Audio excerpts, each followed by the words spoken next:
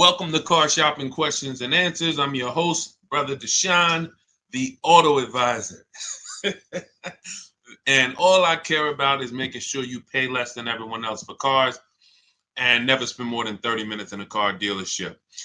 That's been my mission. I spent 14 years in the car business. Now we do these live streams to make sure you have the strategies you need to save thousands of dollars, because there's only three prices you can pay with any car. Three prices: market value, above market value, or below market value.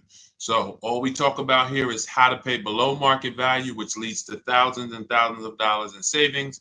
And you can start typing your questions in and we will get to them one by one. So we appreciate you actually tuning in with us. Everything what I'll be talking about on this stream is out of my new digital book. It is called Cars from Home. That's a mindset.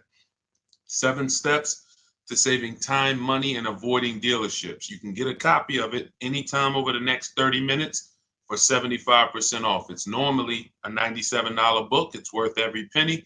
You can see it's 5 stars. You can Google it.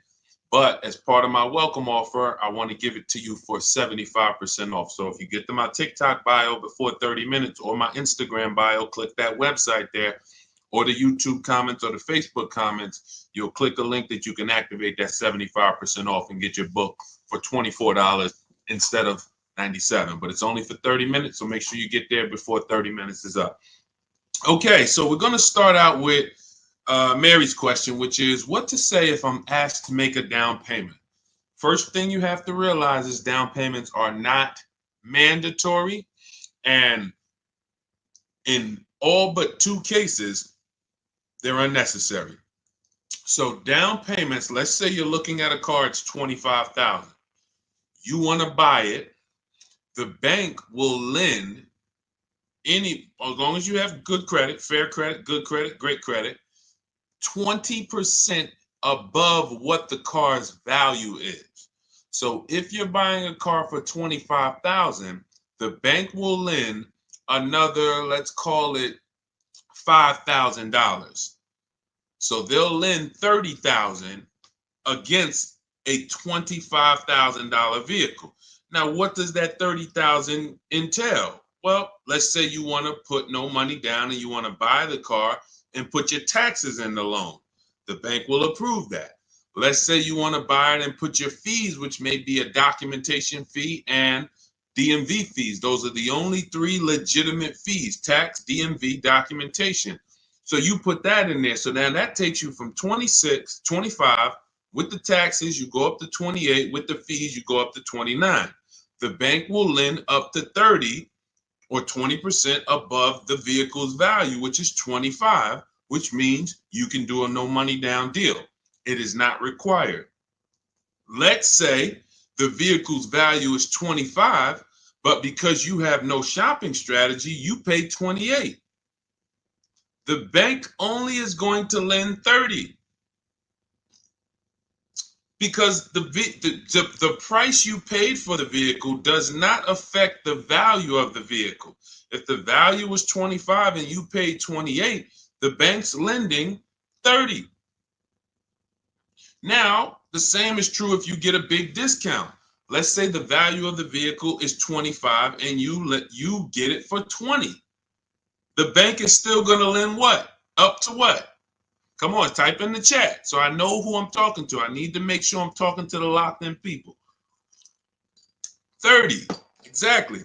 So the loan to value ratios don't change regardless of what you pay for the vehicle.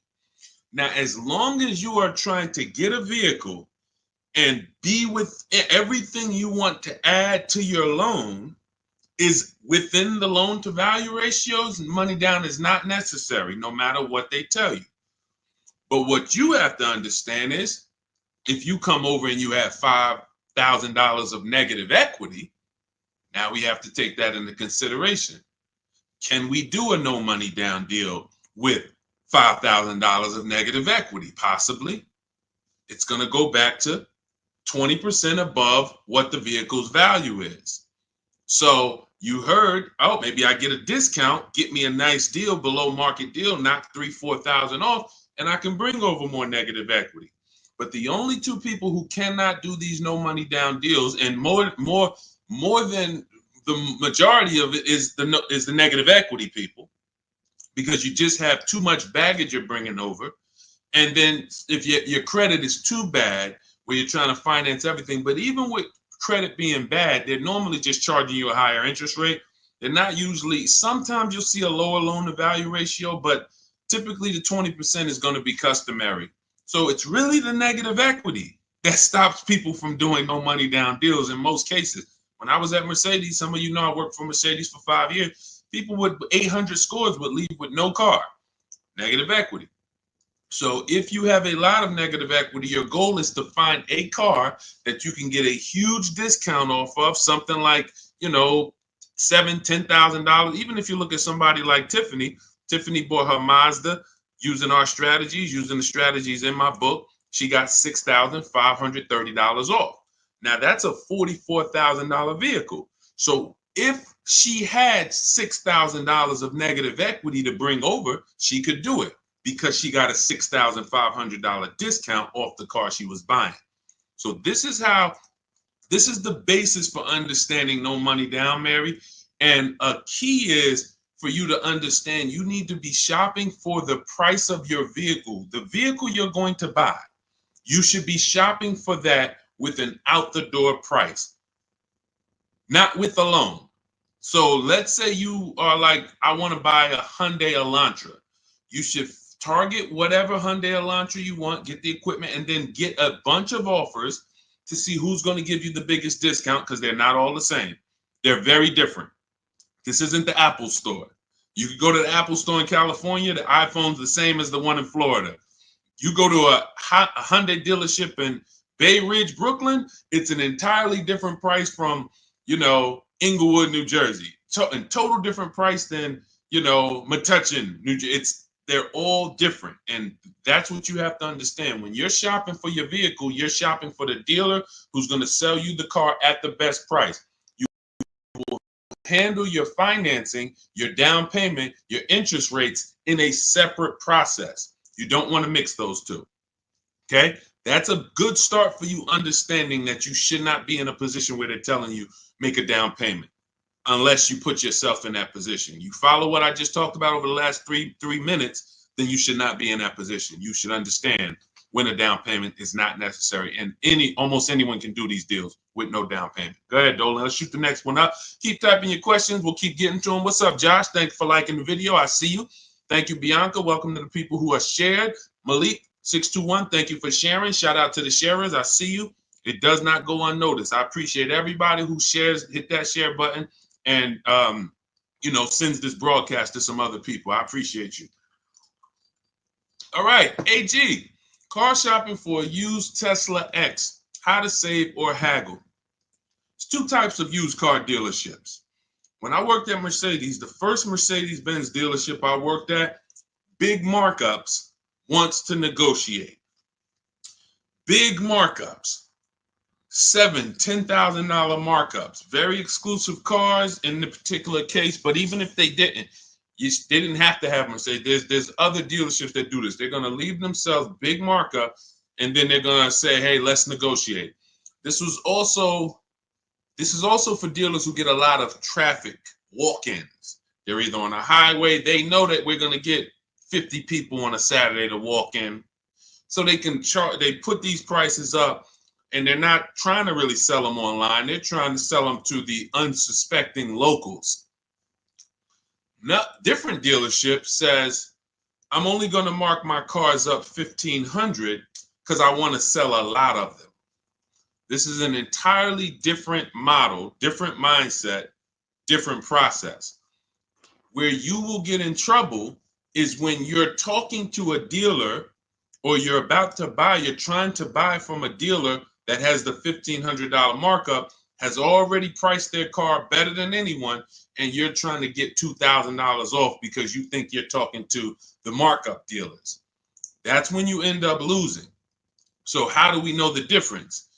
We use a process. In my book, I have a process called the multiple marketplace strategy, where we have all the marketplaces open where used cars are. if a used car is not on a website, you should not be talking about. You shouldn't be talking to anyone about it. If you can't find a vehicle on a website, a public marketplace, where every dealer wants to sell their cars, do not negotiate on these cars because they can make up prices. Let's say if it was on a website, it'd be 26. You come in, you're like, hey, I like that blue car. Hey, how much y'all asking for it? What's to stop them from saying, hey, yeah, it's not on the website yet. We're going to be asking 29. And then you're like, oh, that sounds kind of high. Well, what did you think? I'm trying to get to like 24. Now, meanwhile, if you'd have sold for 26, you probably would have, asked for, but because you think he's asking 29, now he could talk you down to 26 and you think you got a good deal. Meanwhile, the price they should have listed it for was 26 to begin with. So that's why it's a dangerous, unwinnable game to ever negotiate with a used car that you can't find on a marketplace, public, because that's where their competition is. So we're going back to our system. We're opening up all the marketplaces, CarMax, Carvana, Driveway, eBay Motors, Cars.com, Auto Trader, Car Gurus, and Carfax. 8 marketplaces. Now, all of these marketplaces have different cars. And sometimes you will see a marketplace that has a car here for 34, but the same car is on another marketplace for 32 because they lowered the price. But because you only look at Car Gurus and you're not looking at Carfax, you didn't see that when they lowered the price, this website updates faster than this one. So that's why we're on 8 marketplaces.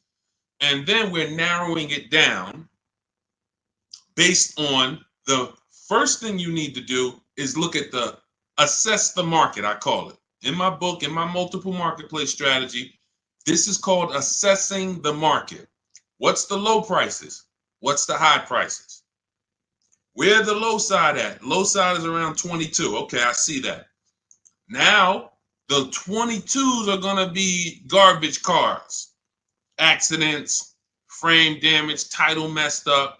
But every now and then you see one for 22.5, 23, and it has a good Carfax and it has good service record, but it may not be the color you want. So now that has already set the market for you. I want it black, but I see a white one here. It has everything I want, but it's not the color. That means the low side of the market for that car is that.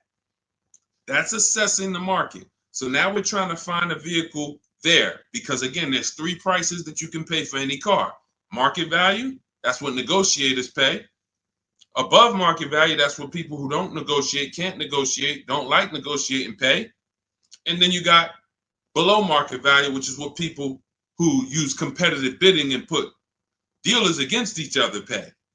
Now, when we look at these low market, now we're trying to see, do we wait for a vehicle to pop up and can we screen down a couple vehicles to get to a top 3 or top 5 best choices?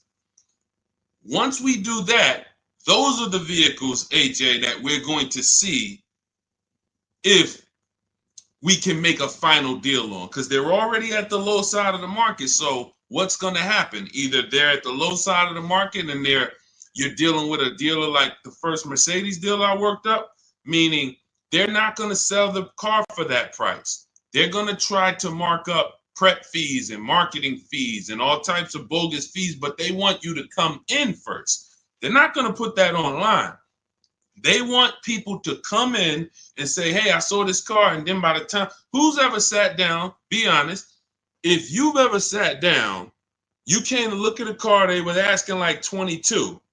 But by the time everything got added up, they slapped like $7,000 more on it. Warranties, all types of stuff. And you're like, wait, who's had that happen? Type me if that's happened. And I need you to dialogue. Listen, I'm talking to the locked in people. Right, I see you, Josh, 100%. Okay, so this is a tactic. Look, absolutely. So this has happened to Judy, a lot of people. This is a strategy. It didn't happen by accident. They're purposely depending on people coming in, not calling in advance, and then they want to negotiate with them. Goes back to the first deal I said about the first deal I worked at. They want to negotiate.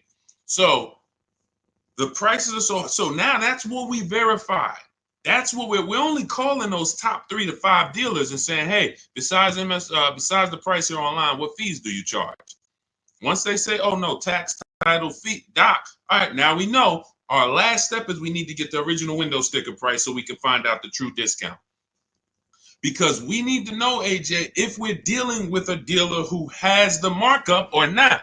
And we never ask them for a discount over the phone. We go there because you got to understand these. I'm telling you how dealers operate because I've been inside. Every dealer who puts a used car on a website, we use a tool called vAuto. It tells us where the vehicle we have priced at, where it ranks in the pricing. It'll tell us if we're in the top 3 best prices within 50 miles. It tells us that. So when you ask them for, hey, can you take off $2,000, $1,000 over the phone, especially if the car just got there, they're going to say, nah, listen, you can come in, we can see, but the car just got here. What we do is we drive there. We already know it's the best price on the market. So either way, we're coming home with a car. Unless it just doesn't drive well or something like that. Every now and then that happens. But usually when we leave and we know we've done our assessment from home, we're going to make that deal. That's how I did with my Infinity truck. I just had to test drive it, lock the deal up. When we do that, that's all we're doing when we get there. And we already know. Now, what we'll do, we'll ask them, hey, could you take off another $1,000? If they have it, they'll do it. If they don't, they might say, listen, we don't have it. The car just got here. I only got the car marked up. You see, we know they're telling the truth because we've done the research online. So now you know if you're programmed to only, hey, if I don't get 2,000 off, 3,000 off, then I can't buy it. And you're going to miss the dealers who want to, they literally put their cars online. They want them going in 24, 48 hours. They make sure they're the best price. And they sell lots of used cars. You go in there trying to get 2,000, 3,000 off from them, you're missing opportunities. That's how it goes. Okay, this is all, that's all part of my multiple marketplace strategy. It's in my new digital book. It's called Cars from Home, 7 Steps to Saving Time, Money, and Avoiding Dealerships. As part of my welcome offer, you can get your copy for 75% off, but it's only for 30 minutes. So you go to my TikTok bio or my Instagram bio, the YouTube comments, or the Facebook comments. You won't pay the normal $97 price, but it's only for 30 minutes. And then you'll have everything we'll be talking about on the stream step by step. Go ahead, Dolan. Next question.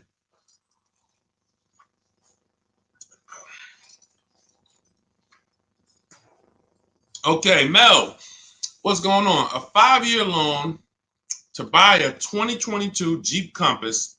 Is it good to trade in for a lease now? So this sounds like, Mel, you figured out you should be leasing, not buying. And now you're like, should I make that move now? In my book, step 1 is the leasing versus buying question, because this is the foundation of your car deal. You need to know how you're going to beat depreciation. So normally what happens is when people learn about the 8-year rule, which says if you're not buying a car to keep it for 8 years, then you should be shopping for a below market lease, not a purchase. So when people learn that, oftentimes they're like, okay, I know I'm not keeping this car. I'm in 8 years. Should I wait or should I transition to a lease now? There is no benefit to you waiting. As long as your equity situation isn't so bad where it's going to stop you from transitioning to a lease, the play is to move to a lease as soon as possible, because you're not going to get the money back you're putting into owning these cars. The only people that get the money back for owning these cars are long-term owners.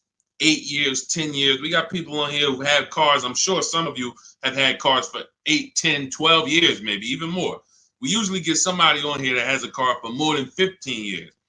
This is the people who get all the money out the cars. So if you're keeping a car in a short term, you're not getting the money out of them. You're putting the money in, But then when you go to replace it and you see how much you're getting back for it, you're like, wait, all this money I put in, this is all I'm getting back. That's why you don't want to put the money in. And that's what happens with below market leases. You look at somebody like Zafrina. Zafrina's driving a $65,000 vehicle, Jeep Grand Cherokee. I got it here on the screen. She's paying $579 a month, no money down. So $65,000 vehicle, that would normally be $1,200-1,300. She's paying $579 a month, no money down. She's never putting the money in. Raphael, she has a Jeep. This is her second car using our process. This is my second car. Look, she said it worked. Follow 2024 Jeep Grand Cherokee 4x4. MSRP is $46,000. Well, it's $45,900, but let's say 46. Payments $549. That's a 1.19% lease. That's normally at $45,000 before we even throw the taxes in. That's normally a $900 payment on a 5-year loan. You can type that into any auto loan calculator and see. So you're going from $900 to $549. $900 is what people are paying to buy, unless they put more money down. And then, see, people never factor in their money down. So that's why I always, when I'm talking to you, I'm going to let you know how much it costs with no money down. Because if it's $900 a month with no money down, but you decide you want to put $15,000 down, you can't tell people, well, my car payment's only $700 a month. What about the $15,000? Let's divide that, and then you'll see, no, it was actually $900 a month that you put into this vehicle. So that's why I compare, in every case, no money down, so we can really see how much these vehicles are costing us. So when you're paying $900 a month, you need to try to get that money back. And after a while, you'll see if you pay the car off and you keep it a long time, it makes sense. If you keep a car, somebody just said I had an 03 Camry from day one. Look, 307,000 miles. Now, time heals all wounds. He could have paid $10,000 too much for that Camry. Just overpaid. He didn't know what he was doing. It was supposed to be 20. They charged him 30. But if he kept the vehicle 20 years, do you see how that doesn't quite matter? What would matter is the short term. The short term. So the key is understanding, if I'm not keeping my vehicle long term, 8+ years, I shouldn't be buying, because I'm not going to beat the depreciation. I should be shopping for deals like Raphael got, like Zafrina got, like Jen got, like Ansley got, where they're leasing these vehicles, driving brand new cars, not putting a lot of money into them. They're paying cents on the dollar. These are below market leases. These aren't regular leases. And then you're beating depreciation that way because you're not putting a bunch of money into these vehicles. So there's no benefit, Mel, in waiting. You should do your equity assessment. You've already done step one, deciding whether you're going to buy or lease.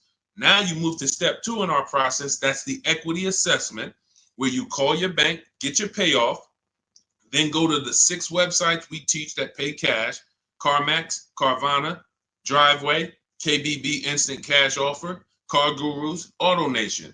Once you do your equity assessment, it's going to tell you, do you have positive equity, negative equity? And then you will move to the third step, but you have to do that first. So, but there's no benefit in waiting. None. Not one benefit in waiting longer to stay in a bad financial structure when you can go into a lease. Great question. All of this is in my new digital book. For those of you, you're sitting there, you're like, Deshaun, there's no way I'm going to remember all of this stuff. We haven't even started warming up yet. You can grab my digital book. It's called Cars from Home, 7 Steps to Saving Time, Money, and Avoiding Dealerships. It has everything in there step by step, leasing step by step, purchasing new cars step by step, purchasing used cars step by step, making banks bid for your loan step by step. And you can get it for 75% off as part of my welcome offer in my TikTok bio or my Instagram bio. Click the website there, and or YouTube comments or your Facebook comments, and you can get it for 75% off, which will be $24 instead of the $97. But it's only for 30 minutes. Once 30 minutes expires, the welcome offer does go away. And $97 is still a great price for what you're going to get, but $24 is better. Okay, go ahead, Dolan. Next question. Just got the book the other day. Awesome, Mel. And I see you already made the decision about the step one, which is great. Just move to the equity assessment and just keep checking off the steps. Just trust the process. You're going to be just fine. Thoughts on leasing versus financing? Well, T, this is exactly what we just spoke about. I have a very clear rule. It's called the 8-year rule. where it says if you're not buying your vehicle to keep 8 years, you should be leasing.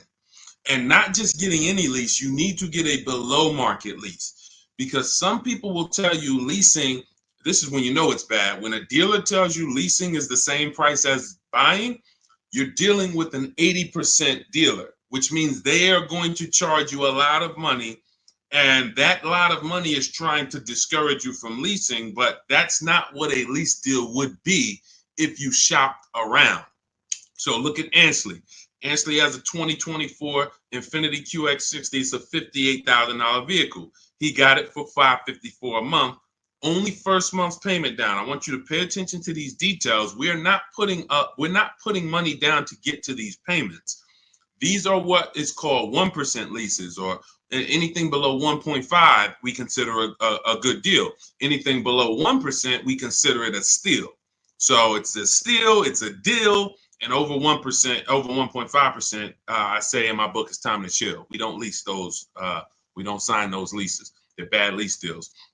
But look at Jen. Jen pays $512 a month. Now, normally these vehicles that they're buying would be $300 to $400 more per month if they bought them. So when you take somebody like Danielle, Danielle's Audi. It's a $45,000 Audi, 44 and change. If she bought that vehicle, she's looking at a $900 a month payment, no money down, 5 years. She's leasing it, no money down, $550. So she's paying, call it almost $400 less per month, because we didn't even put the taxes into the price of the vehicle. So if we put taxes into that MSRP, then it might be around $48,000. And her payment's probably going to be about $950 for 5 years. She's paying $550. Now, let's just to give you an example to understand it deeper, let's say she got a big discount off this Audi. Let's say they knock off even $10,000 for her, which would never happen. But let's just say she knocked off, I just want to prove a point here. Instead of 48 with the taxes, let's say she gets a big discount. She's at 38 now. How much is the payment on $38,000? Some of you know every $5,000, and that's going to be a little, roundabout math for you to do. Every $5,000 is about how much per month? Let's talk to the people who know this. Every $5,000 on a car loan that you look at every $5,000 is about how much per month? Not 1,000, Mel. I think you typed an extra zero by accident. Yes. $100. Yes, $100. Yes, I see a lot of people. Look, thank you, Cleef. Yes, I listen, man. I love the locked in people. Shout out to the people who locked in, following, and learning from what we're talking about here, not just letting it go in one ear and out the other. So when you look at a $10,000 car, you should automatically think that's $200 a month. $20,000 car, $400 a month. $80,000 car, you should be thinking, okay, that's $1,300 a month. So when you have these parameters, you don't get in trouble and you don't let people slap you in long loans. And how my payment so low? That's because you're in a 9-year loan. So when you have these parameters, you can't be tricked. So let's go back to, if she got a big discount off that Audi, 38 instead of 48. She's still looking at a $750 payment, $775. She's paying $550. So that is an example of how it's nowhere close. Even with the biggest discount you would get off of a brand new car, a below market lease is still so much lower from an investment standpoint, from what's coming out of your household. And let's take one more scenario, and this is all tied into the 8-year rule. When I say you can make it easy on yourself and just say, if I'm not keeping the car 8 years, I'm going to shop for a below market lease. Now I'm explaining the math behind it so that there's math behind it. So all right, I didn't just pull the 8 years out of my hat and say, hey, there's math behind it. So let's look at one more scenario. Let's say Danielle, somebody says they want to get a used Audi, because there's some of you you're like, well, Deshaun, what if I buy used? Does it still make sense? Does the 8-year rule still apply? Because I'm going to knock, 20, 30% off the price. If I get it used, now it makes sense to buy, right? No, it doesn't. Let's go deep on this. So let's say Danielle, instead of 44, where her Audi is, let's say she finds a nice one for 28. 3-4 years old. I'm being generous. She finds a nice one for 28. With taxes, let's just round it out to 30. That's her all-in price. She finds her a nice 3 to 4-year-old Audi. 1 year left on the warranty, and then she's going to be on her own. $30,000. What's her payment? 5 years. What's her payment? Let's go. Type in. $30,000, $600 a month. Thank you. $600 a month. So we just took some very clear scenarios, and we took 35,000 would be 600 a month. Would be 700. Josh, 30,000 is going to be 600. Yep, you got it. I see you updated it. So now let's look at this. We have a scenario where Danielle's driving a brand new Audi for the next 3 years, $550 a month. Had she bought a brand new one with a dramatic discount, she's still be with a regular discount, she's going to be $900 a month. With a dramatic discount, she's still going to be it was close to it was 38. So 38, still close to almost $800 a month, $775. Then with her used version, if she bought a used version and got a great price on it, 28 plus tax, she's at $600.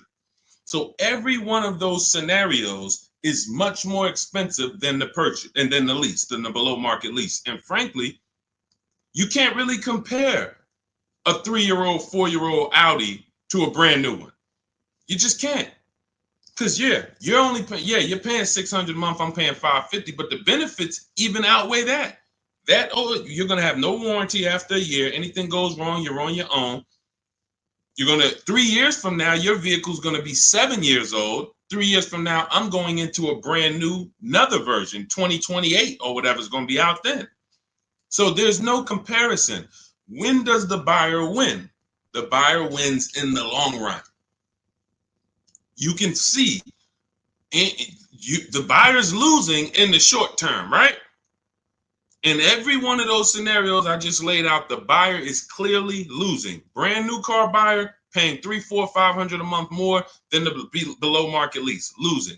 The used person got a payment closer to the below market lease, but look what they're driving. 3-4-year-old car. It's going to have no warranty soon. They're going to be on their own. And then the majority of that time they have it, they're going to have no warranty.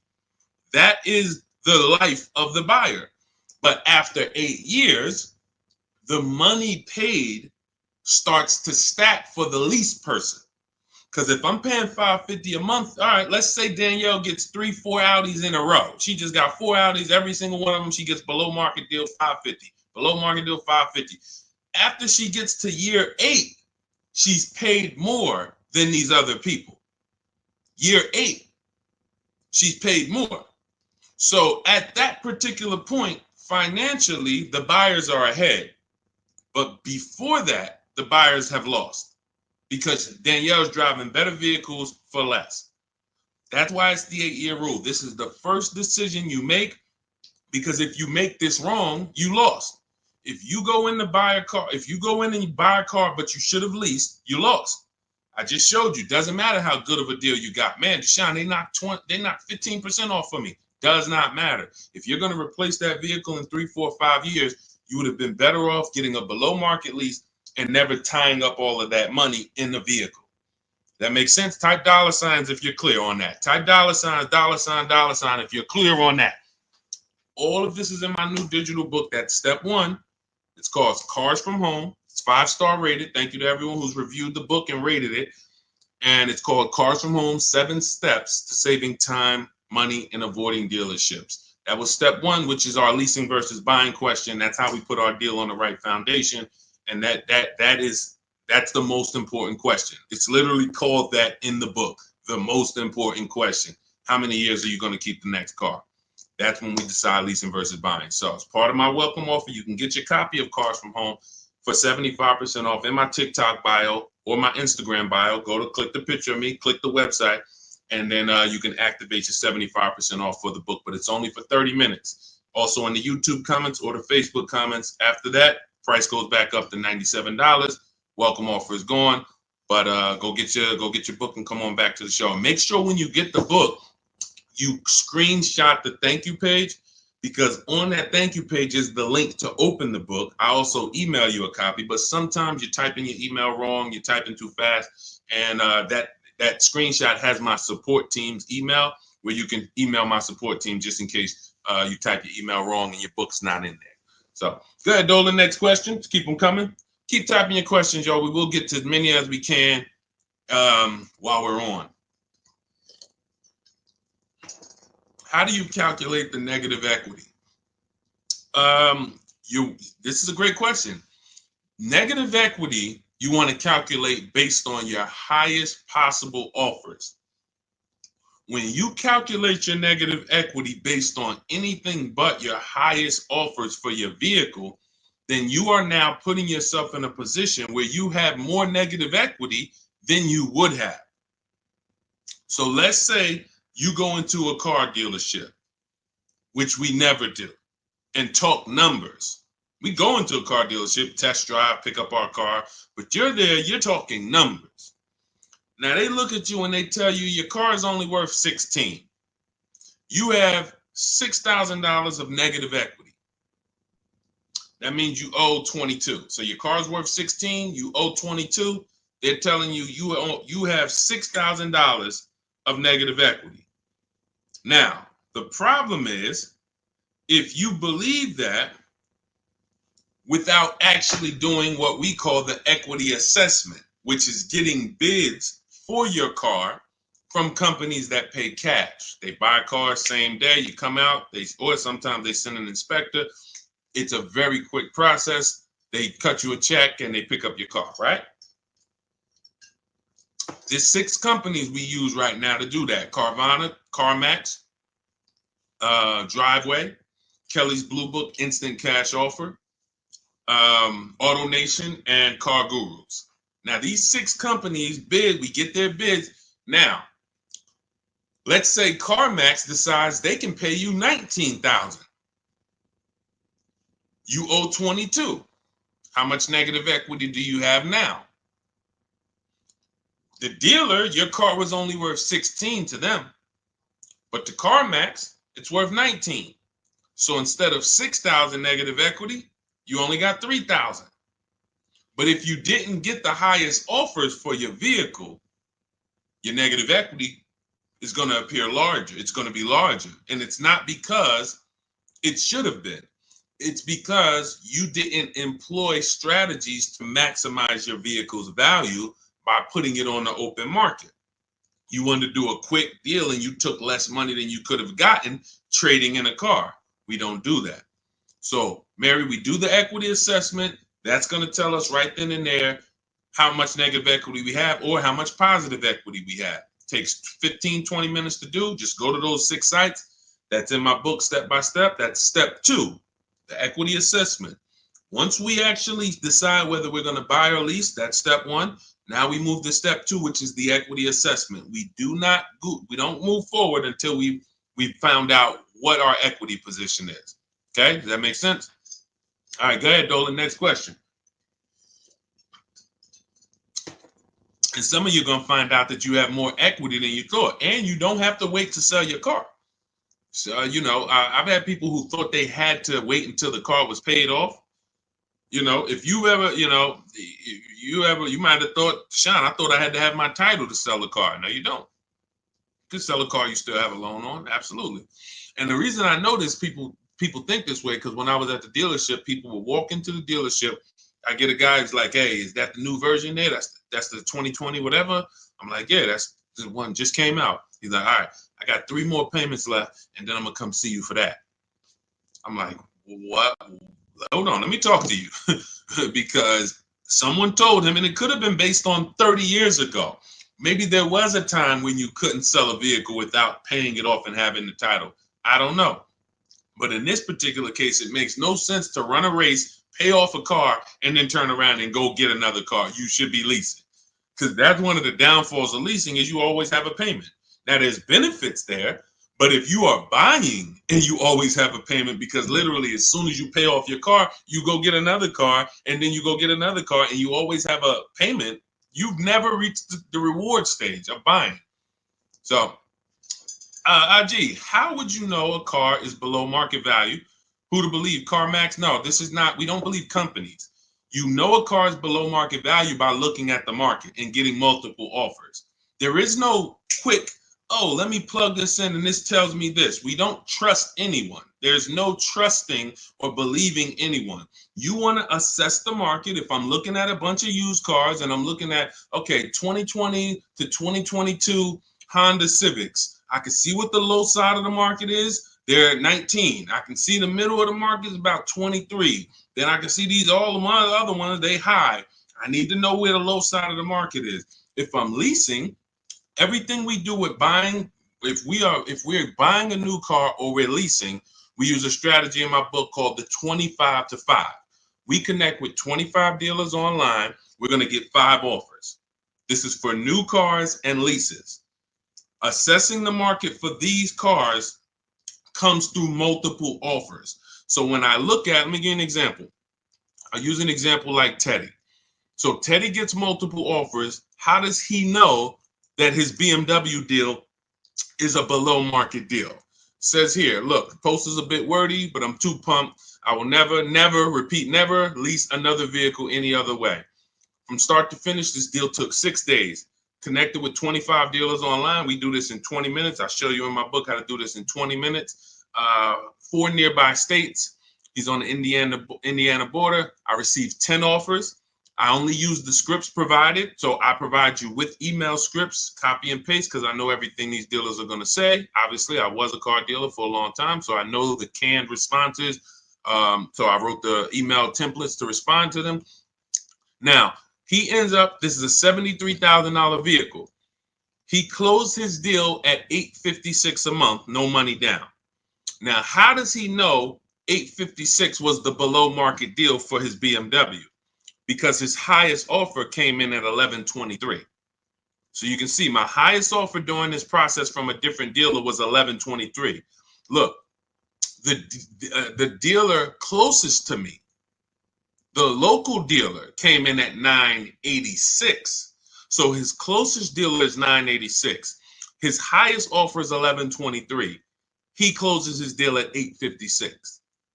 It's clearly below market value because he sees the market. The only way to get below market deals is to look at the market. That's why we have the best system for getting multiple offers on new cars and leases. Or if we're shopping for a used car, we're looking at multiple options. That's the only way. That's why I said there's 3 prices you can pay for any car. If you're going to buy a car, lease a car, if you're going to buy a new car, buy a used car, or lease a car, there's 3 prices you can pay. Market value, that's what negotiators get. They don't know if they're actually getting a below market deal. They're just negotiating to try to get to the bottom. But they don't know they're at the bottom because they don't even know if they're at the dealership. Let's just say, let me go back to Teddy's deal. Let me show you an example of why you can't get a below market deal from the wrong dealer. This Teddy's local dealer comes in at $986 a month. Now, we have counter offer calculators in my book. His $986 from his local dealer is not the first offer. That's the last offer. That's, hey, we're not doing anything lower than that. The highest offer, $1,123. We're not doing anything lower than that. So if somebody's in there and they're negotiating with one of those dealers, they're not going to get to $856. They're at the wrong dealer. They're at an 80% dealer, and 80% dealers want to make a certain amount of money or they're not going to sell the car. If they can't make $5,000, they're not going to sell a car. $7,000, whatever it is, I'm not going below this. Meanwhile, the dealer who beat everyone's offer at $856, maybe they only made $2,000. Maybe they only made $3,000. Who knows? But the point is, they said, I don't need to make all that. I'm going to beat my competition and sell this person a car. That's a 20% dealer. That's why I say negotiators pay market value. People who don't, if you don't negotiate and you're like, man, Deshaun, I just go and I close my eyes and just wake me up when it's over and I could drive out of here. You're going to pay above market value. So you're gonna, because you just don't have any, you don't have any fight in you, you have no strategy. But below market is reserved for the people who are putting dealers against each other, because it's the only way to know you got a below market deal is when you can look at enough options and know that you paid less. It's like this with anything. It's not just cars, TVs the same way. If you were buying a 100-inch TV, how would you make sure you're getting a good deal? You're going to look at probably 30, 40 TVs in every website. Then you're going to be, oh, this one's on sale, $699. All the rest of them is $900 and $1,000. Clearly, that's the below market deal. Same principles. Same principles. Go ahead, Dolan. Next question. You know, coincidence. All I do is teach you to shop for cars like you shop for everything else. Everything else in life, you shop this way except cars. Cars, you shop a way you wouldn't shop for anything else the way you shop for cars. Think about that. Am I right or am I right? Type right if you know I'm right. The way you shop for cars and buy cars, you won't buy anything else like that. You don't buy houses like that. You don't buy jewelry like that. You don't buy maybe jewelry. That's a little, you know, because it's sometimes tough to put people against it. But you don't buy TVs like that. You don't buy furniture like that. Just walk in and all right, go back and forth. No, you're comparison shopping. You're using the internet as your friend to get the information and start to have multiple options. That's all we do when it comes to cars. That's why we win easily. It's no struggle when you're using the internet to put people against each other. The struggle is going in and battling and begging someone to take money off when you're already about to spend 30, 40 grand with them. Imagine that. You're about to make a $40,000 transaction and you're just begging, come on, can you take off another 500? Just $40,000. All right. Best SUV to buy. This is all subjective. If you want to look at ratings, feel free to do that. I don't recommend cars because it's just too subjective. There's over 40 car companies. All of them have vehicles in every size category: compact, midsize, large, 3 rows. So there's so many categories. The key is this: find one you like based on looks. I like the look of that. And then you can come home and do what we call a quality check. This is in my book. This is in step 4. This is when we make sure the car we're shopping for is a good car. Some vehicles have a bad DNA. I want you to remember this. DNA you can't get around. You cannot repair DNA. So if a Nissan has a particular transmission that goes out between 80 and 90,000 miles, I never get it, because I would never buy that car, because there's nothing I can do to escape what might happen. It's just literally the luck of the draw. Maybe mine doesn't go out at 80, 90,000, but these vehicles are known for the transmissions going out from 80 to 100,000 miles. That's why you'll notice a lot of Nissans for sale. They got like 80,000 miles on them, 90, because people get rid of them right when the transmission starts slipping or right before it goes out. That's what happens. So you can, and this is not all Nissan. So you need to, we always type in the actual car to Google, and we type in 2000, we put the year, the make, the model, 2000 Honda Accord reliability, 2018 Nissan Altima longevity. There's three words that we use that you need to get familiar with: initial quality, reliability, longevity. This takes 5 minutes to do. Initial quality tells you, what does the data say? What are people saying about the vehicle the first 90 days? So if you're leasing a car, you're going to buy a car new or you're going to lease it, you need to know what the initial quality reports are. What are the owners saying the first 90 days of the vehicle? Is it in the shop? Is it electric problems, little malfunctions, blind spot, whatever? That's initial quality, first 90 days. Reliability is your first 3 years. So you need to know, what are people saying about this car, not my neighbor. Not my neighbor. My neighbor owns one of them. There's 10,000 out here. What are they saying? Maybe my neighbor got a good one. You know what I'm saying? Your neighbor might have just got a good one. But I need to know, what are people saying about this vehicle the first 3 years? That's reliability. And then longevity is the long run. 7, 8 years, the engine. People, you're going to see people like Motor Trend and Vehicle Engines, all these websites that all they do is study engines and longevity. What are they saying about this vehicle? Are they saying that the transmission's known to go out? Sometimes you'll type in 2018 Kia Sorento longevity and you'll see right at the top, with proper maintenance, these vehicles are known to last 200,000 miles. That's a good sign. Now all we need to do is make sure we're getting a good one that has been properly maintained. But that's the DNA. So when you ask the best SUV to buy, my goal for you is to avoid the vehicles that have bad DNA. They have bad data. Could be a year. Could be the 2018 was trash, but then they saw that the 2018 was trash and they changed it, and then they made a better 2019. So it's all up to the year. I appreciate it, Rob. Thank you so much. Go ahead, Dolan. Next question. That's in step 4. See, that's shopping, not buying. We have 7 steps in our process. Most important question, step 1, equity assessment, step 2, deal focused budgeting, step 3, shopping, not buying, step 4, multiple offers, multiple options, step 5, paperwork and protection, step 6, and delivery is step 7, pickup or delivery. That's it. So everything I'm teaching on the stream is always going to be out of one of those steps. And for those of you who have the book, here's what you should always be asking yourself. Where am I at in the process? What step am I at in the process? Because you've come from not having a process.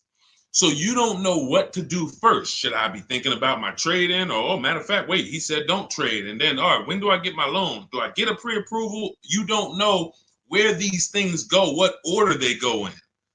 But I do. That's why we created a 7-step process that accounts for everything.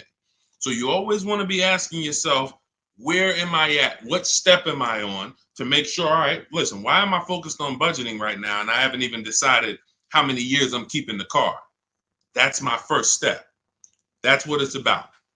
Okay, Judy, my Jeep lease is up in 2 months. Strange lease of 5 years. Would you finance the car at the end? You've had the car long enough and you're not owning it.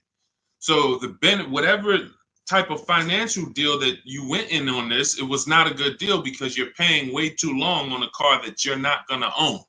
That's the reason we don't buy our leases. We don't do 4-year leases. Paying too much, unless you're paying like $200 a month or something ridiculously low, where you add up all the payments, add them all up. Look at it. All right, I gave them $2,000 up front, and then I paid $400 a month, and I've been paying $400 a month for 5 years. That's 60 months. All right, wow. All right, I paid them a lot of money. Add that up, and you'll see, compared to the MSRP, I paid way too much for this car that I'm giving back. So that's why I wouldn't suggest you buy it, because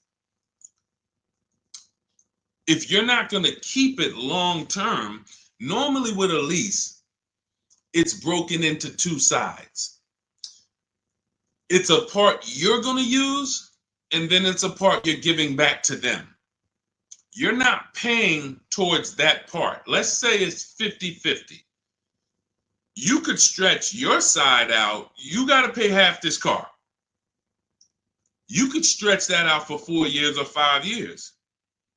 But it has nothing to do with that back end. You're still going to owe. If you want to buy this thing, you still got that other half. So I don't know what your lease deal is, but if it's structured like a normal lease, you've just broken down your side. You're not paying it. Now, if you've paid into the car, 60, 70% of the car, but I don't think you have, because that wouldn't be a lease. That would be a loan. That would be like, hey, I'm paying the car off. I paid it off for 5 years. I only got 2 years of payments left. I should only owe a small amount. If that was the case, then that's different. But on a lease, if you just took a 5-year lease, then you're paying your half. You're not paying towards the back. So you might have a very, very low payment, but you're not actually building, you're not paying towards the car. You're only paying towards the half you're going to use. So in that particular case, I would give the car back. Now, again, I don't know the exact details, but that just doesn't, but here's the benefit of leasing is cents on the dollar. Look at somebody who has a Jeep. You can see here, Raphael got her Jeep. It's a $46,000 Jeep. She's paying $549 a month, no money down. So she's putting into this car $549. Let me do some math. This is why when we get away from these structures, it doesn't make sense anymore. $549 times 36, that's $19,700. Now, going back to her deal, the vehicle itself is $45,900 plus tax and fees. She's going to pay $19,000 over 3 years. That's less than what the vehicle would normally depreciate. So her vehicle that's 46 minus 19, about 27 is what's left, not to mention her tax. This is why you have to be judging the lease deal. Leasing is all about, I need a low payment and I need to pay less than I would have tying up all of this money. So once we get into these long leases, we've defeated the purpose. We've defeated the purpose of leasing. So I wouldn't finance the car at the end, Judy, unless you look at your deal and you can see that you only owe like another 10 grand or something, or 12 grand. Then okay, maybe you do pick it up on the back end, but then you should have equity, because if it's going like a normal loan and you've been paying for 5 years, you should do your equity assessment. You have equity, but if you're in a 5-year lease, you won't have equity. All right, it's just, that's a strange structure for sure, like you said, and never do it again. Unless I'm wrong about it, that's just not something that you want to do again. And hopefully you had a super low payment and you just kept the payment low for 5 years. But again, you're in the same car. There's no warranty. It's just, let's do something different. There's much better ways to benefit financially and drive, nice vehicles. Yep, you got it, Elaine. Thank you. Thanks for always tapping in. I always see your comments on my videos. I appreciate it. Go ahead, Dolan. Next question. Okay. Rita, what have you heard about the 2024-2025 Nissan Kicks? I would look at what we said over the last 7-8 minutes when we're checking the DNA of a vehicle. I ran down how we check reliability, initial quality, and longevity, and I would let it go from there. I don't give my opinions on cars. Now, what I do is I'm preparing these top 5 reports. So that's something we want to launch big in the next 2-3 weeks. We want to start giving you, based on the data, what are the top 5 worst SUVs, compact SUVs? What are the top 5 worst luxury cars? What are the top 5 best compact luxury cars? So we want to give you those things based on data, but that's not my opinion. You don't want to take someone's opinion on a car. You want to go where the data goes, because the data polls tens of thousands of people who have the car, and they report, this is what people are saying. This is what most people are saying. And that's all we want to focus on. But what I do, Rita, is go back into the YouTube video, rewind about 7-8 minutes. You'll hear my whole layout of how we check reliability, dependability, initial quality, longevity, how we check the DNA. That's checking the DNA of the car. And that's what's super important. You don't want to end up with a car that's in the shop every 3 months. I could teach you to get paid less than everyone. Yeah, all right, you use the strategies, you paid less than everyone. But what does it matter if you have a car that's now, every time you go out, check engine lights on, every 3 months, check engine light. What is this? So make sure you do that. Okay, and this is all in my new digital book, Cars from Home, 7 Steps to Saving Time, Money, and Avoiding Dealerships. We're talking about a piece of step 4, which is shopping not buying. The reason it's called shopping, not buying, is because shopping is deciding what you want. Now, you're not taking enough time to do that. You are letting people rush you in a lot of cases. And now, once we decide what we want, it only takes us 90 minutes to get it. You saw what Ansley said. He got his deal, Teddy, 6 days. I got my below market deal. Ansley, he got his Infinity truck. Look, he said, I started the process Saturday. I accepted a deal Monday.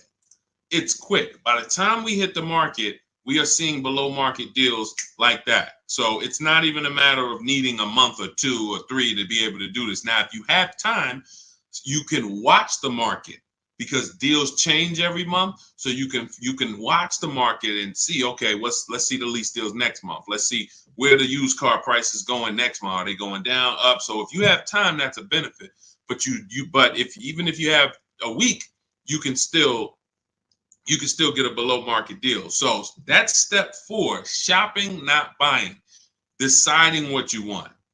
And when you do this the way I'm teaching you, you'll never worry about getting a car and then 3 months later you're like, man, I don't like this car. I need to replace it, which is a loss, because you're going to lose money, because you already depreciated the car. Now you're trying to replace it. So you're going to lose probably 15% of the value, whatever you paid for it. So we don't want to do that. You want to take the time to shop. You want to choose your vehicles wisely, test drive them, and you want to enjoy the process.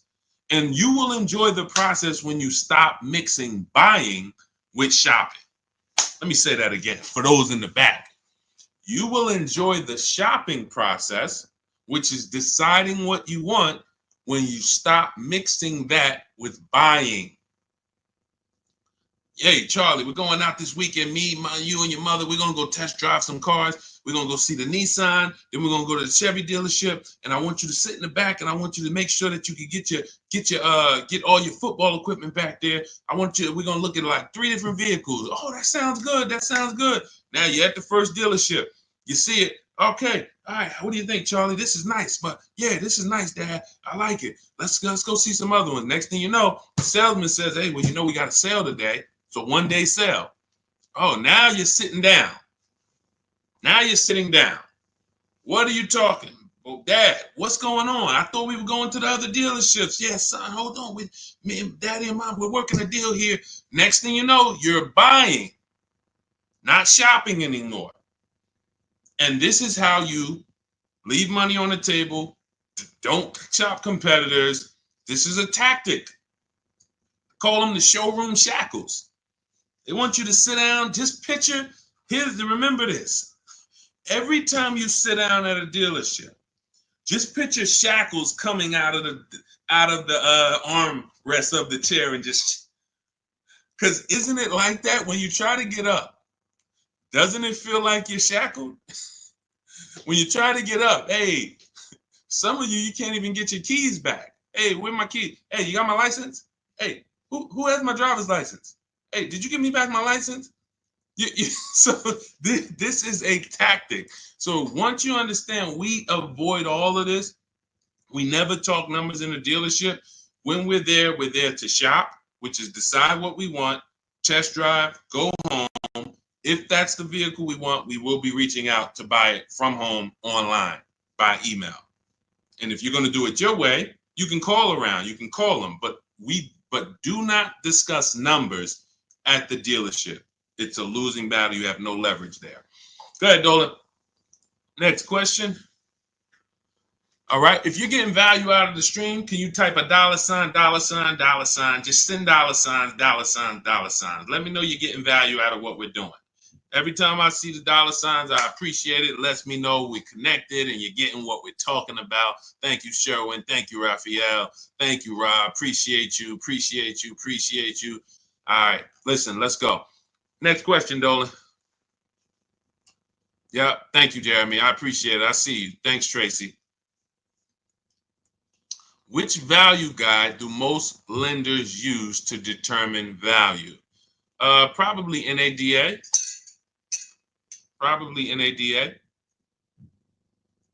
But you should be shopping for below market deals. You could, if most people are paying 25 and the bank's using 25 as the value of the car, I don't want to pay 25. Why do I want to pay what everyone else is paying? So using the strategies we're discussing, multiple offers, low market, everything we're doing, you're in a scenario where when you pull up to someone with the same car, you've paid 2, 3, 4,000 less than them if they got market value. If they paid above market value, you might have paid 6,000 less than them. And this happens. Unfortunately, it happens sometime at one dealership. I remember I was at a Mercedes dealership and a customer comes in, he's going nuts. He's like, hey, I got an E-Class. Me and my neighbor, we go out to dinner the other night. We got the same car. I'm paying $200 more than him a month. He was pissed off. Now, how does that happen? One person paid above market value. Maybe the other person paid below market value or market value, but it's a $200 spread. Same vehicle. So when you're using what we're talking about, what you're learning in my book, what I talk about on these streams, you are not anywhere near what lenders should be looking at you and saying, man, that's be good. I don't know how you got the vehicle for that price, but that's a good loan to value ratio. In case the vehicle gets totaled, we know that we're in a good position. We know, rather than, hey, this guy has a vehicle, it's worth 27, but he bought it for 28. He's cutting this thing close. He needs gapping. So, all we care about is below market. We're not interested in none of these high prices, and how bad they are for other people, unfortunately. Go ahead, Dolan.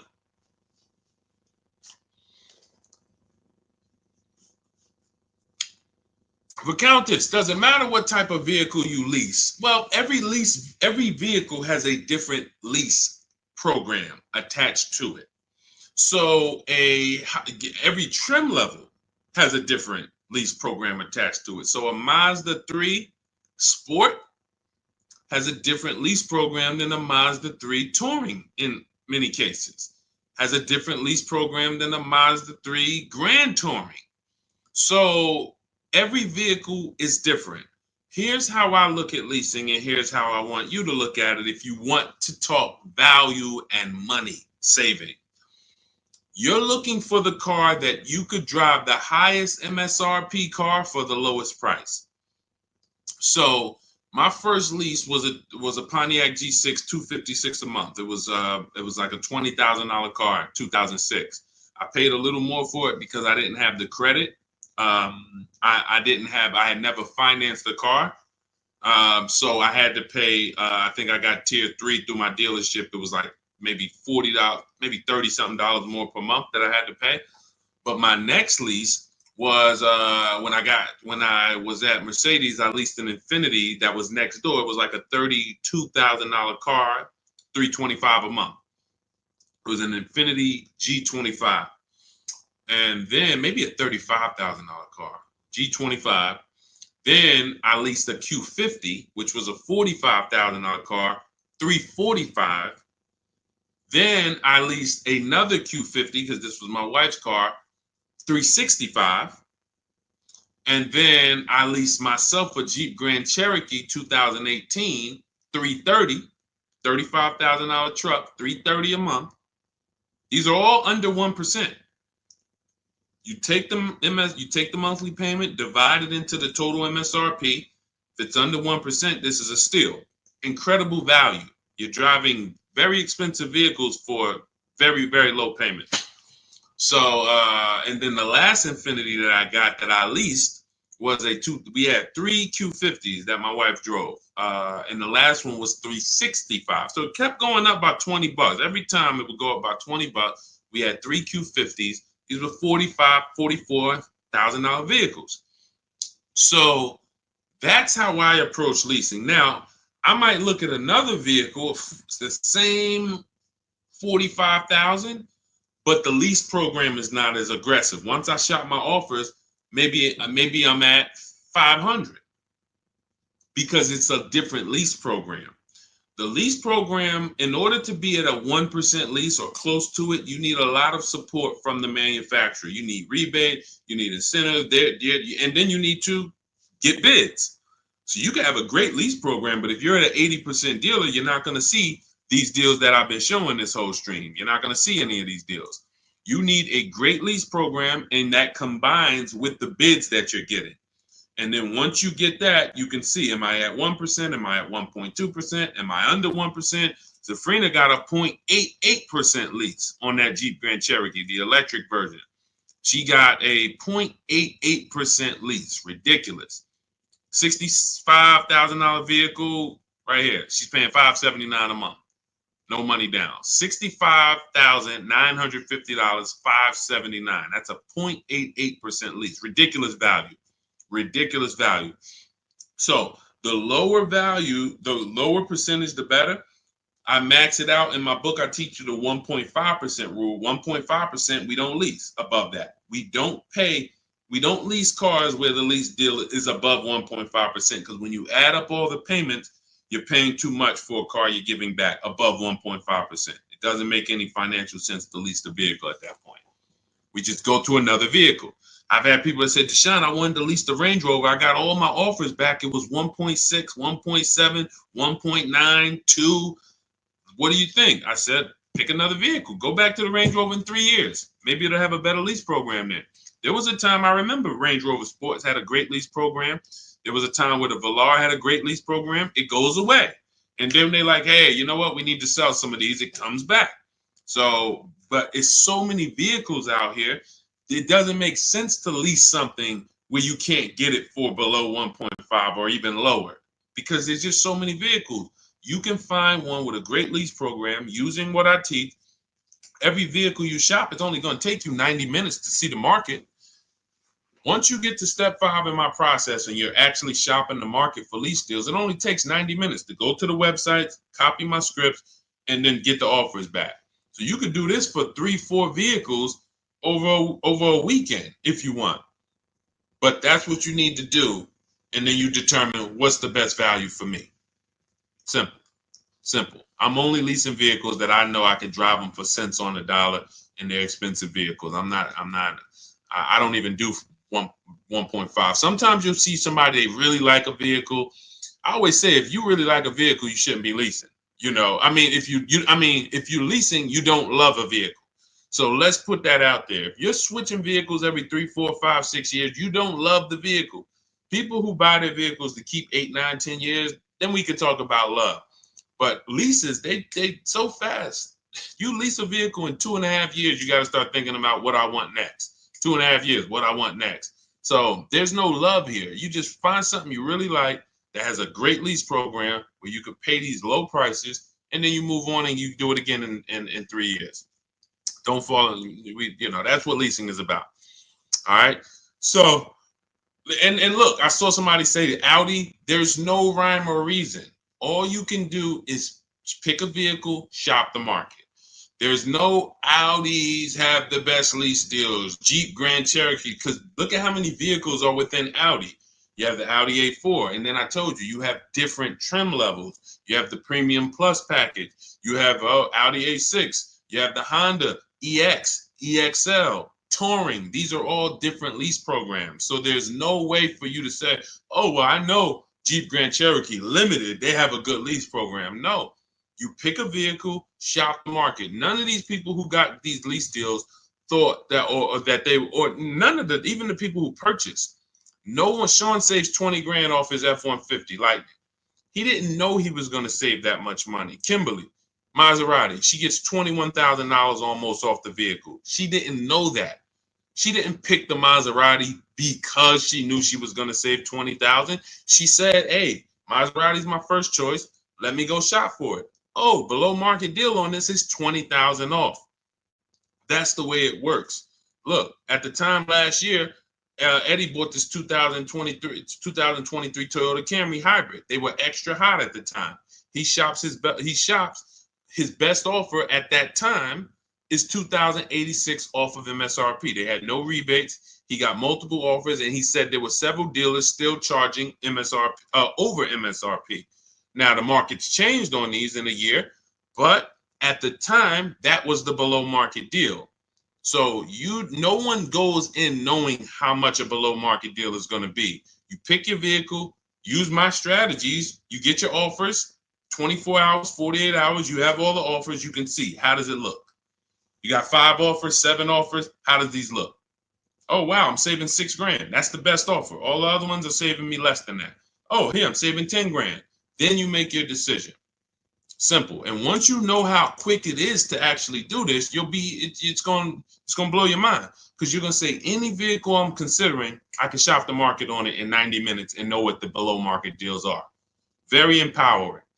So everything you're learning is out of my new digital book. It's called Cars from Home: 7 Steps to Saving Time, Money, and Avoiding Dealerships. This is a 7-step process for below market leases, below market new cars, below market used cars, step by step, A to Z. There's nothing left to chance. You can get your copy of it for it's normally $97, but 75% off, as long as you get to my TikTok bio before the 30 minutes is up, or my Instagram bio, or the YouTube comments, or the Facebook comments. That's my welcome offer. It's a digital book, so it will be in your inbox immediately. As soon as you get your book, make sure you screenshot the thank you page, because that does have my support team's email, just in case you type your email wrong. We can't email a book to a wrong email, so you could always reach out to my support team. And also on that page is the link to open the book. So as soon as you get it, you might want to open it, save it to your computer, but save the master link, because anytime I update the book, you actually get the updates.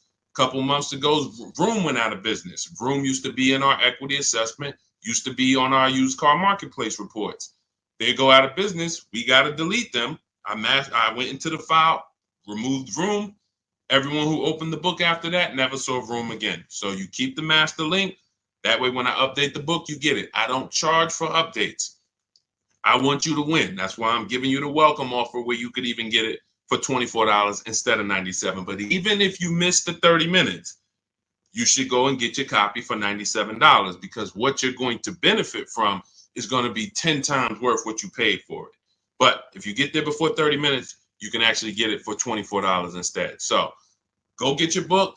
I appreciate you tuning in. I want to see you win. Make sure you email me your car deals when you make them. Send them to me by email. I love to see your deals, so I can bring them into the show and keep, talk about you the same way I'm talking about everyone else. And we'll make this happen. Keep unlearning. Leave everything you learned at the door. When you get my book, don't bring any of your old ideas to me. Trust our process. Leave all of that old way at the door, and your success is guaranteed. So I'll see y'all on the next stream. God bless you.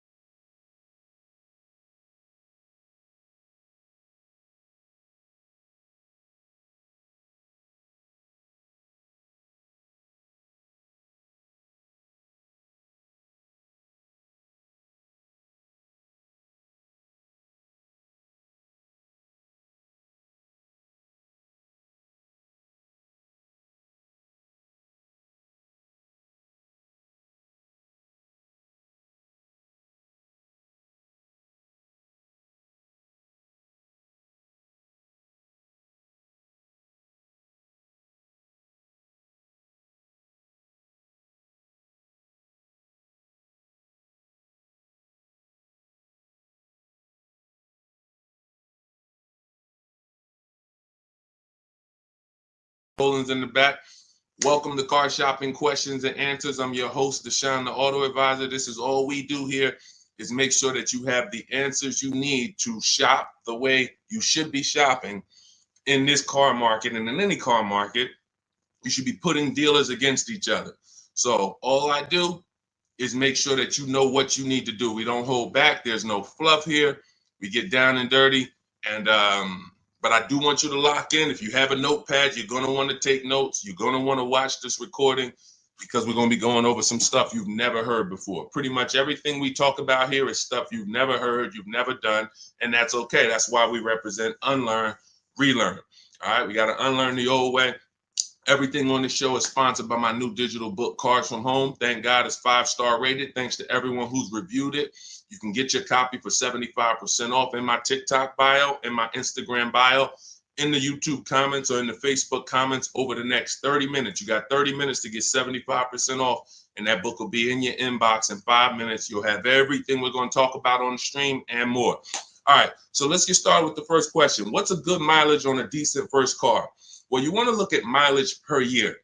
So if you're looking at a car that's 5 years old, you want to consider average miles driven is 10 to 12,000 miles. That's average miles for a driver. So if you look at a 5-year-old car, 60,000 miles is just fine. You're looking at an 8-year-old car, 8 times 10, 80,000 miles, 96,000 miles. That's perfectly fine average miles for that car. Now, some people like to get below average miles. That's fine too. You know, anything above that. But here's what's more important than the mileage on the car. Service records, absolutely paramount. In fact, let's go to what really makes the car good or not, the DNA of the car.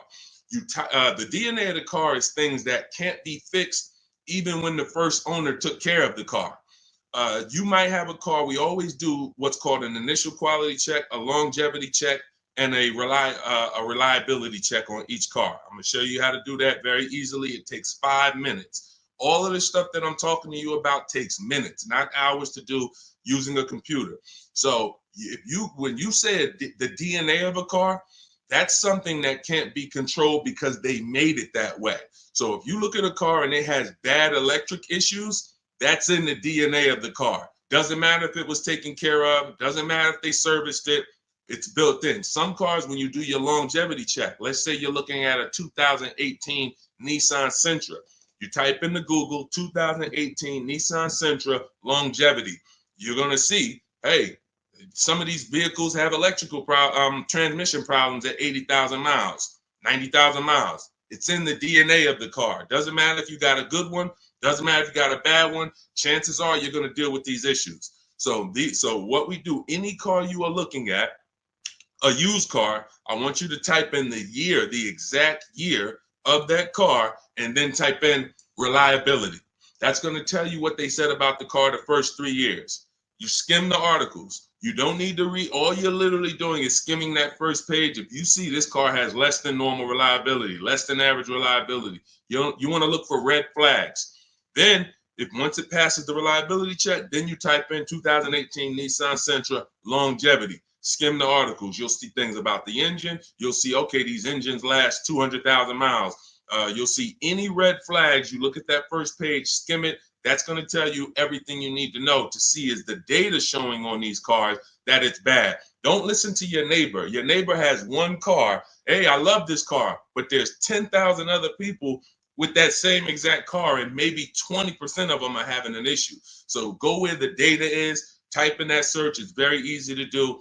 That's in step 4 of my book, which is called Shopping, Not Buying.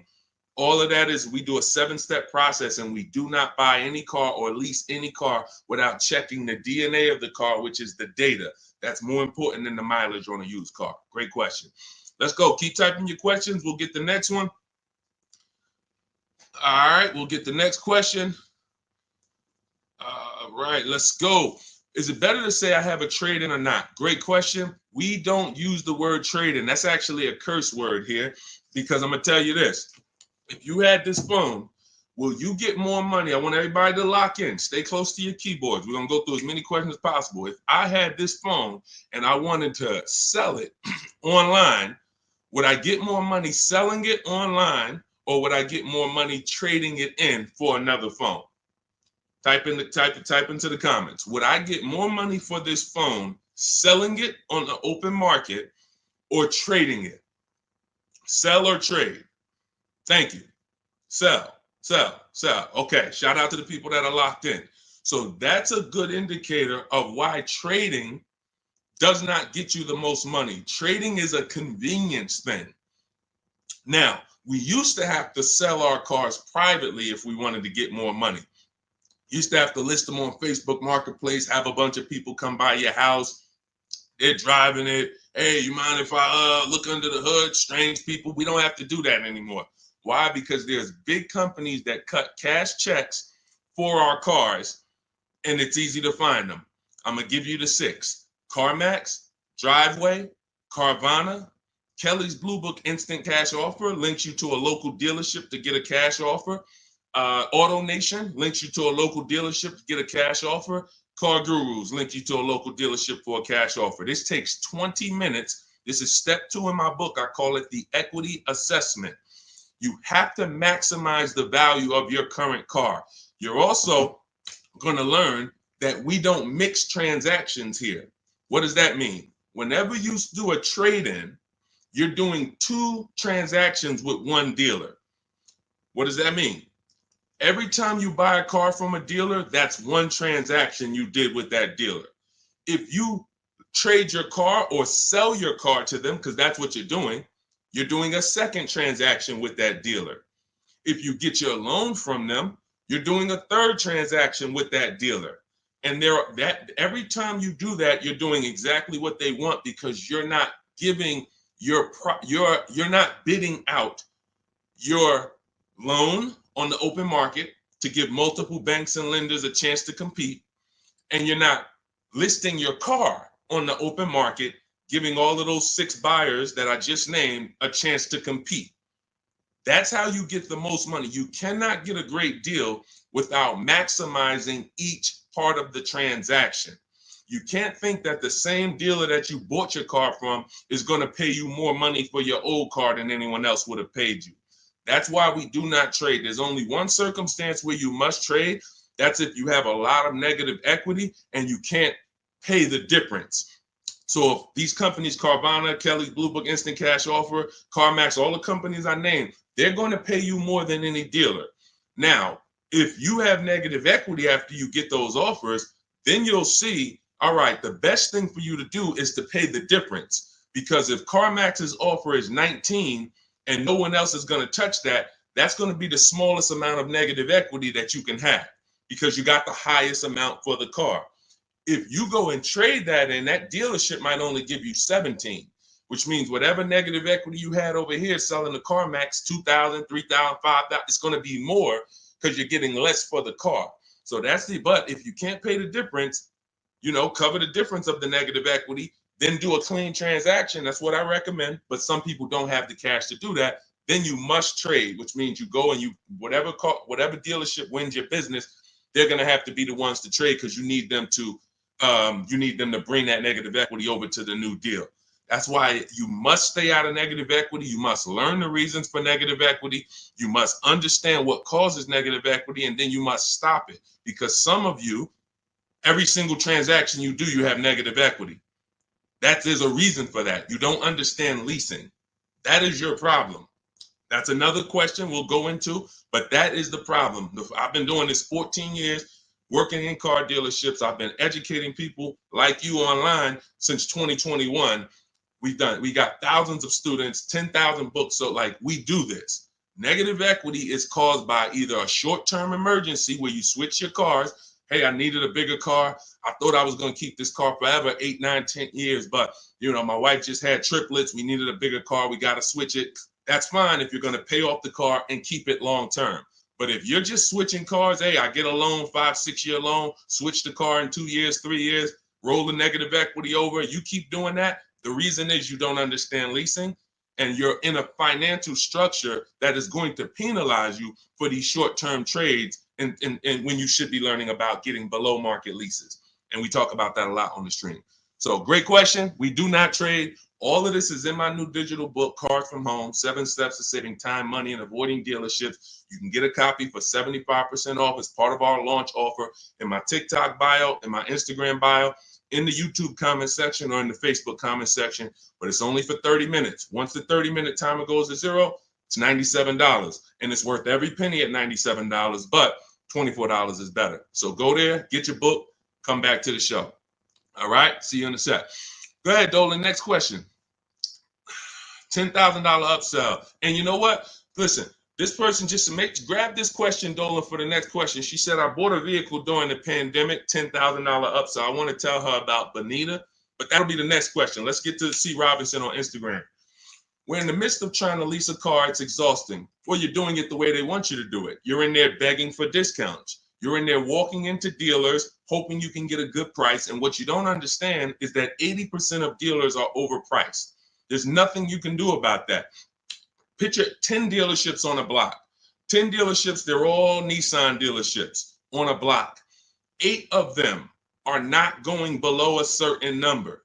Doesn't matter how much you negotiate, yo, I'm not doing any better than this. And when they look at you and say, hey, Mr. Robinson, this is my best price, they're not lying. That's their best price. That's not their competition's best price.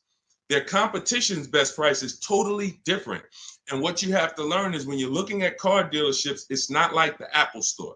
The Apple store, I go get an iPhone here, I could be in Southern California, it's going to be the same price. I can go up to Canada, it's going to be the same price in most cases.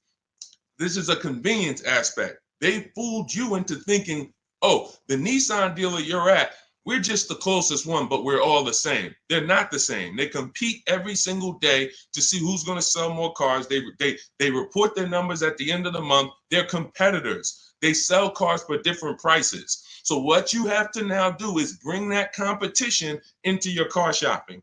You cannot do it going from dealer to dealer. If 8 out of 10 dealers are overpriced, then you need to figure out, how do I talk to all these dealers or communicate with them at one time to where I'm going to be able to get numbers from all of these dealers or whoever has a car, and I'm going to pick the winner. That is what we do. That's why our entire mindset and philosophy is called Cars from Home. There's only 3 reasons we're in a car dealership: to test drive, then we leave; to have our car appraised if we're selling it to a used car manager, then we leave; or to pick up our car because they don't deliver. That's the only 3 reasons. We are not there to talk numbers. We're not there to find out what's the specials of the day. We do all of that from home, online. You have the internet at your disposal. You wouldn't walk into a store to buy a $2,000 TV. Nobody would. No one who wants to get a good price on the TV. You'd be at home looking at all the TVs online and then saying, okay, boom, that's the best one. And you can make that decision in minutes because you have the internet at your disposal. It's the same way with cars. We have the online shopping system that allows you to get 5 offers because you must get 5 offers. I just told you 80% of dealers are overpriced. So that means 4 out of 5 dealers are overpriced. When you walk into Nissan and say, hey, there, can I get a quote on a lease? And they give you $799 a month, you leave saying, man, Nissan's expensive. No, Nissan of Bergen County is expensive. Nissan of Bay Ridge is expensive. You need to understand that that is one dealership. And when you grasp that, you won't be going into dealerships to get prices anymore. You'll be sitting at home like we do, getting prices online so that you can see. When you go to my book page, you'll see dozens of people. We share all.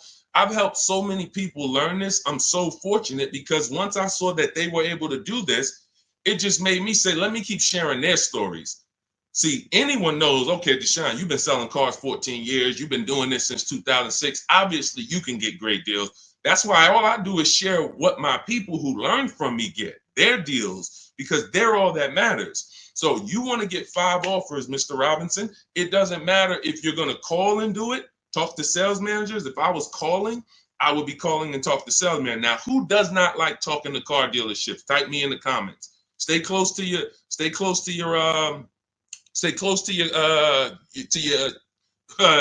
keyboard because I need to interact with you guys. Who does not like talking to car dealers? Because there are some people who do. When I was in Mercedes, it was some people who used to pop into the dealership every 2 months. They just come in. Hey, what are you doing here?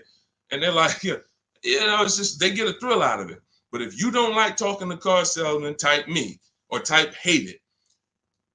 I would only talk to managers if I enjoyed talking to car dealerships. I would only talk to managers if I enjoyed it. I would never be talking to car salesmen about a car deal. I would only talk to managers. That's one way to do it. But it's not as easy as our way. Now, if you're not going to use my book, talk to managers. Talk to managers. You must get 5 offers because then you're going to see how the heck is the same car, same $35,000 car. One dealership's charging me $560, no money down. One dealership's charging me $490, no money down. One dealership is charging me $395, no money down. How are these offers so different? because you're proving to yourself what I'm trying to tell you, which is 8 out of 10 are overpriced. That's their best offer. Charlie, that you've been buying cars from for 17 years, you done sent your kids to him, he might not compete. He's happy as long as you keep coming in and letting him control your deal and saying, hey, hey, I made you a good deal. But once you start putting Charlie against the competitors, you're going to see Charlie was probably overcharging you all these years. And he's happy as long as you don't shop. But everything we do is by email. We do not talk to car salesmen. Everything we do is by email. In my book, I have scripts, templates. They're all email scripts. I'm not giving you script. Hey, don't ever say you don't have a trade-in. All of this stuff they've been trying to teach y'all since 2009 that never worked, that still had you having a horrible experience. We don't do that. I'm not teaching you to go negotiate with someone who negotiates 3 times a day, 5 days a week. I'm not going to do that. But what I am going to do is teach you what to say by email to everything they're going to say to move the conversation forward with multiple dealerships at once so you can get 5 to 7 offers. That's why in my book, step 5 is called the 25 to 5, where we connect with 25 dealers online. We do it in 20 minutes, and you use my email scripts to move the conversation forward to get 5 to 7 offers. Once you get 5 to 7 offers, you're going to see the best one. You make your deal in literally minutes. This will take you 90 minutes. This is so simple to do. That old way you'll never go back to. That's the system for buying new cars and leases. Shopping for used cars is different. We still don't talk to salesmen, but it's a different system because we use the marketplaces. But that's your problem with shopping for a lease right now, C. Robertson. You are in the wrong places, talking to the wrong people, trying to beg for discounts when you need to step out of that and start making dealers bid. That's all in my new digital book, Cars from Home, 7 Steps to Saving Time, Money, and Avoiding Dealerships. It's the whole blueprint, step by step. You can't mess it up. We got grandmothers, single mothers, introverts. Doesn't matter. You cannot mess it up. So get your copy for 75% off in my TikTok bio, my Instagram bio, the YouTube comment section, or the Facebook comment section. Only for 30 minutes. Use it. You'll never have these problems again. Go ahead, Dolan. Next question. Great question. Let's go. Negative equity. Can I still get a good trade? Not necessarily. This person has negative equity and they're asking, can I still get a trade in value? I told you the first thing you want to do with negative equity is make sure you're getting the most money for your car.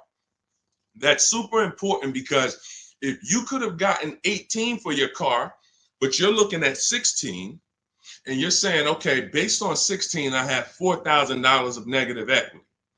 Well, if you got 18, you'd have 2,000 of negative equity. So part of this entire transaction, which I call the equity assessment, is making sure that I have found the buyers who will cut me a cash check and pay the most money. I do not go into dealerships and have them look at me and say, yeah, well, based on what we could pay, you got about 8,000 negative equity. Again, you're not going to pay more money than CarMax, Driveway, Carvana, Kelly's Blue Book Instant Cash Offer, AutoNation, and Car Guru, Sell My Car. These are 6 offers, and these are people who every day they are fighting to buy vehicles. These are the people you want to be selling your cars to.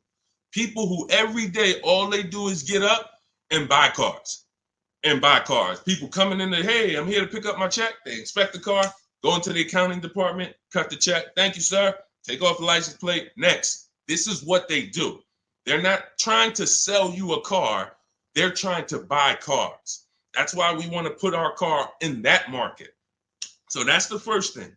Now, when you look at that, I have 2 strategies in my book for negative equity, and then a third one that doesn't lead to a car, because there's only 2 things that I've seen that stop people from getting cars depending on their situation. Credit is too bad, negative equity is too high, and they can't transfer it. We had people, I remember I was at the dealership, I'm at Mercedes, I got people with 800 credit scores not getting a car.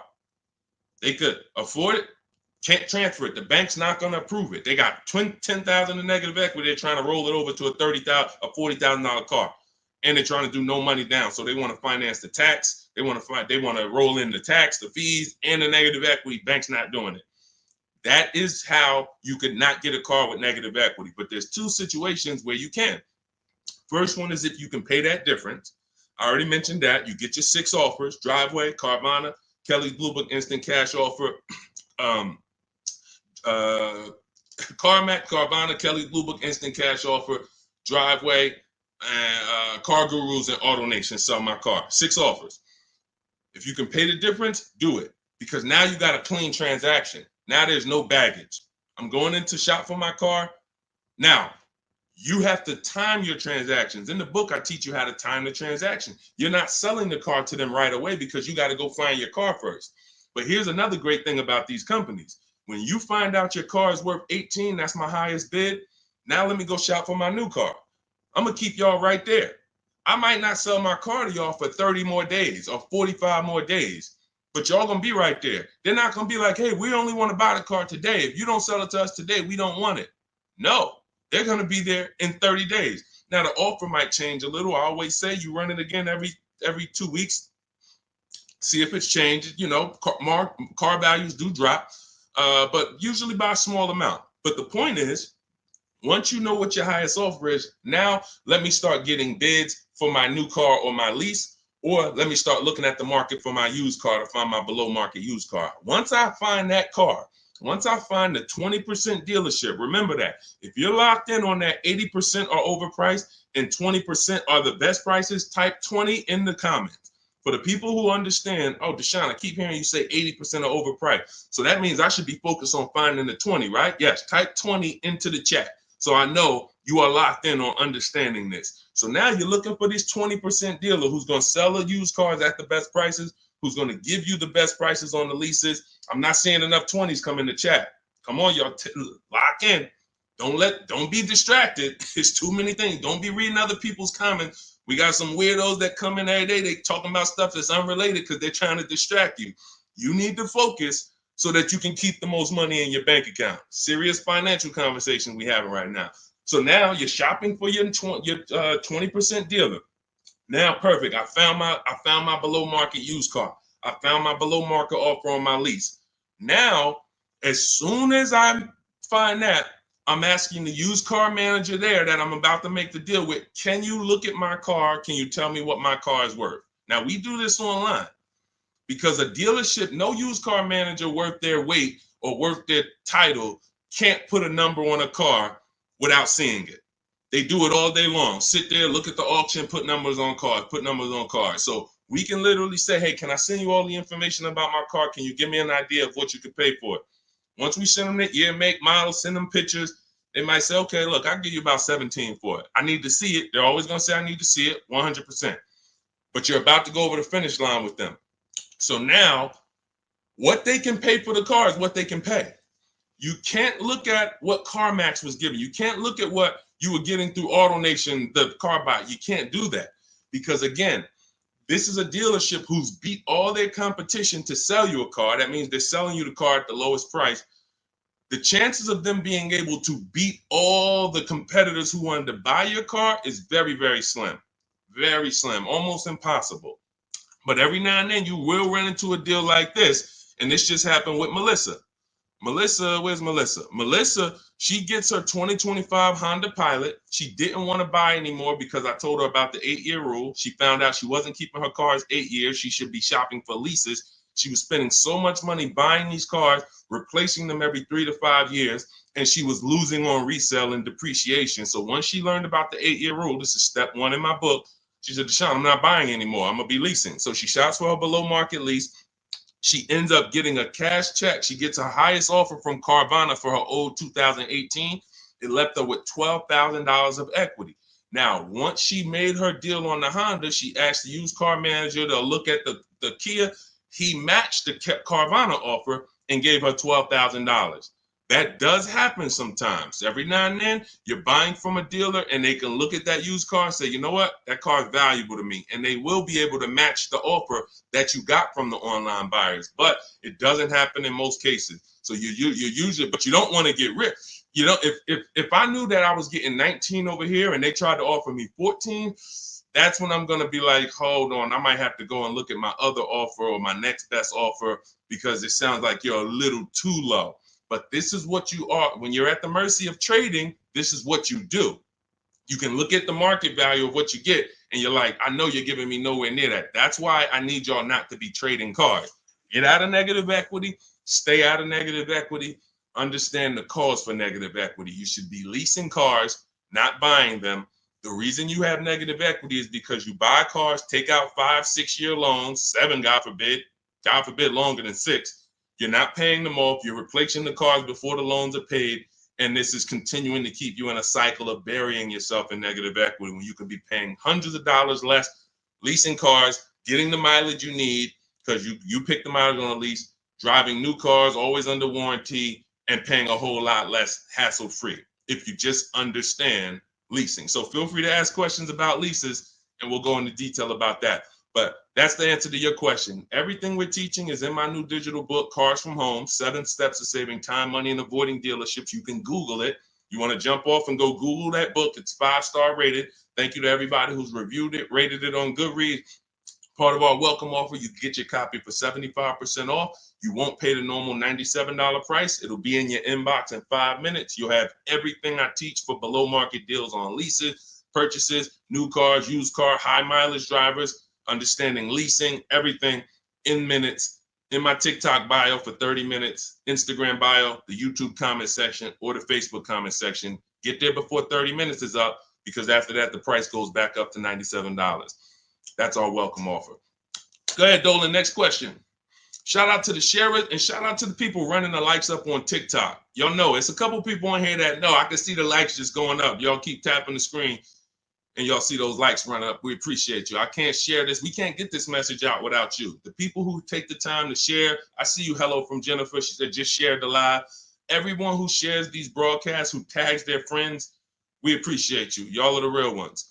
All right, let's go. Steve Chase. The 5.3, 6.0, 6.2 GM motors with variable valve timing are throwing lifters like crazy. Beware. Okay, well, listen, that's what we would check in our reliability and our longevity checks. See, so he's talking about the engines on these vehicles and the variable valve timing engines. Listen, there are cars that are new cars that have serious problems, especially when you consider what happened in 2020 to 2023, when we had a limited inventory supply, but we had people trying to build cars to get them out to satisfy demand. So you had a lot of cars being built on the fly. But here's the thing. Step 4 of my process, which is shopping, not buying, we're doing a longevity check, a reliability check, and an initial quality check. Any vehicle you're doing, if you're leasing or buying a new car, you need to understand these 3 terms. Initial quality is, what is the data saying about the car the first 3 months? What are the owners saying? Is the technology clunky? Is it hard to use? That's initial quality. First 90 days that the vehicle has been in existence, what is the data saying? Reliability is the first 3 months. What are owners saying the first 3 months about this vehicle?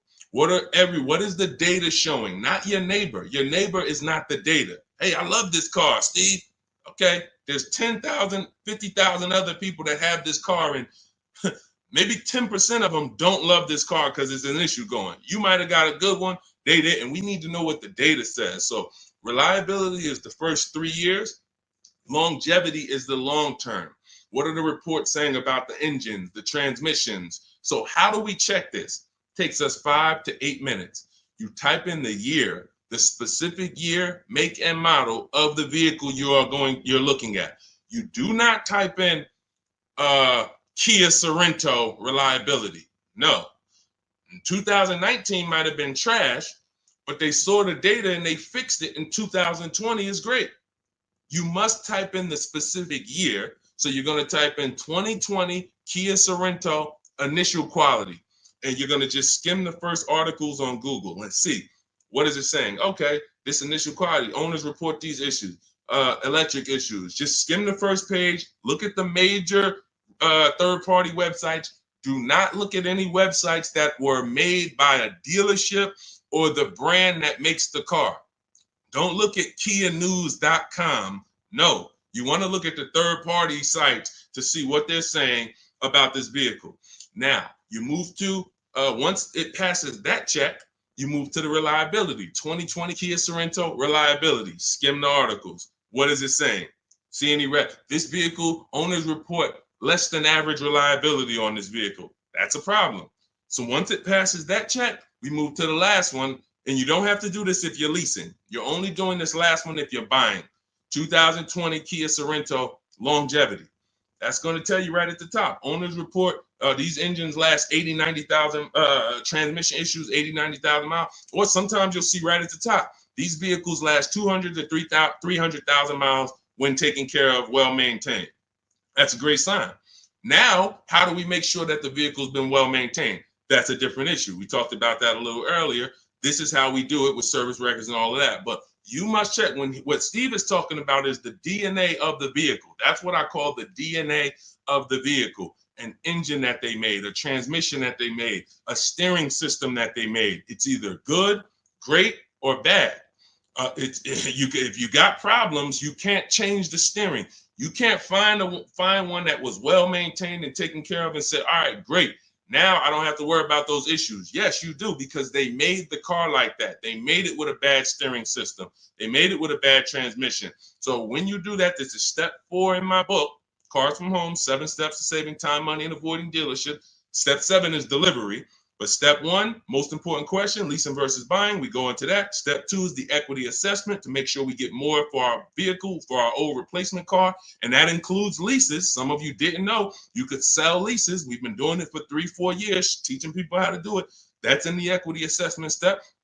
Step 3, we structure our deal. Step 4 is called shopping, not buying. Step 5 is multiple offers and multiple options. We're in the market. Step 6 is paperwork and protection. Step 7 is delivery. So step 4 is where we make sure we're not getting bad cars with bad engines, Steve. So the warnings is not there. If people are going to do what I just said, they're not going to be a victim of what you just said. If they're not, yeah, they'll end up with a car that's in the shop every 6 months. And that was an easily avoidable problem. So you can get your copy of my digital book in my TikTok bio, my Instagram bio, Facebook comments, or the YouTube comments for 30 minutes only. You get 75% off as part of our welcome offer. Go download your book. It'll be in your inbox. Make sure as soon as you get your book, you screenshot the thank you page. Right on the thank you page, it says click below to open your book. And I'm sending you another copy by email, but every now and then you type your email in wrong. You don't, and we can't send an email to a wrong email. So make sure you screenshot, get my support team's email, just in case you type your email wrong, we can make sure you get your book. All right, great concern, Steve. That's how we address it. Yeah, Dolan, pull the next question in. All right, great questions today. I'm loving these questions. What's going on, Duchess of Kings? I probably butchered that. Forgive me. Should I sell Hyundai Sonata that is highly stolen vehicle? I'm not understanding that question. Should you sell the Hyundai Sonata, which is a highly stolen vehicle? You're gonna have to, try to clarify that question. Now, Dolan, there was a question on TikTok I mentioned earlier about somebody who said they bought a car during the pandemic, a $10,000 upsell. It's from Hey, it's Elmo. Okay, perfect. Hey, it's Elmo says, I bought a car during the pandemic, $10,000 upsell. This is the sad part about what happened during the pandemic. They made you think that everyone was selling cars at those prices. And that's where I birthed the system that I teach about, making dealers bid so that you can see that 80% of the dealers, even back then, were overpriced. I had friends in the car business, still do that, with managers that I was calling during those times. And we were talking about what dealers were doing. And it was like, some of them were disgusted with it. Very, very few of them were moving like that. They were selling at list price. Very few were giving discounts, but no one was charging $5,000, $10,000 over sticker. So I knew that. And my mission was to teach people back then that you have to get bids from multiple dealers, because the 80% who you guys know are the overpriced dealers. If you've been on the stream, 80% of dealers are overpriced, 8 out of 10. If there's 8 Kia dealerships on the road, 8 of them, no matter how much you negotiate, are never going to be as low as the other 2. The other 2 are the competitor. They want to beat their competition. They don't care if they make $1,000 profit on a deal. As long as they're beating their competitors, they want to do it. These other dealers will be like, hey, I need to make at least $4,000 on this car. I'm not selling it. That's what you're dealing with. And they're not giving you the rebate. So all of this stuff happened during the pandemic because people didn't know how to shop. So one of the most popular vehicles during the pandemic was this vehicle I'm showing on YouTube, Facebook, and Instagram. It's the Kia Telluride. And Benita, you can look at the year. This was 2022. We were still seeing people pay $5,000 and $10,000 over sticker for these Kia Tellurides. Benita comes in, she gets bids, and she ends up with a lease at $600 a month, $600 down. She gave them $600. She drove off. There were people, and if anybody is willing to say me and tell your story about the Kia Telluride, there are people that were paying $800, $900 a month for this exact same vehicle. They were leasing them and buying them for $5,000 and $10,000 over sticker. She ends up, I don't know if she got a discount, but she probably did because you couldn't get to a $600 payment on a Kia Telluride back then without a discount. So what does that tell you? It's always going to be deals. It depends on how you shop. Somebody came to me in the gym. First thing he said to me was, man, when is the car market going to get better? We have been getting deals since 2019. There's never been a point in time in my life where I couldn't get a below market deal. So what you got to understand about the car market is it's three prices, always three prices for every car. Every time you buy a car, you need to lock in. There's three prices that could be paid. Market value, that's what most people are paying. Above market value, that's what some people are paying because they have no idea how to shop. They're easily manipulated. Dealers know how to make them pay more and have them think they won. Happens all the time. And then below market value. Below market value is reserved for the savvy people with strategies.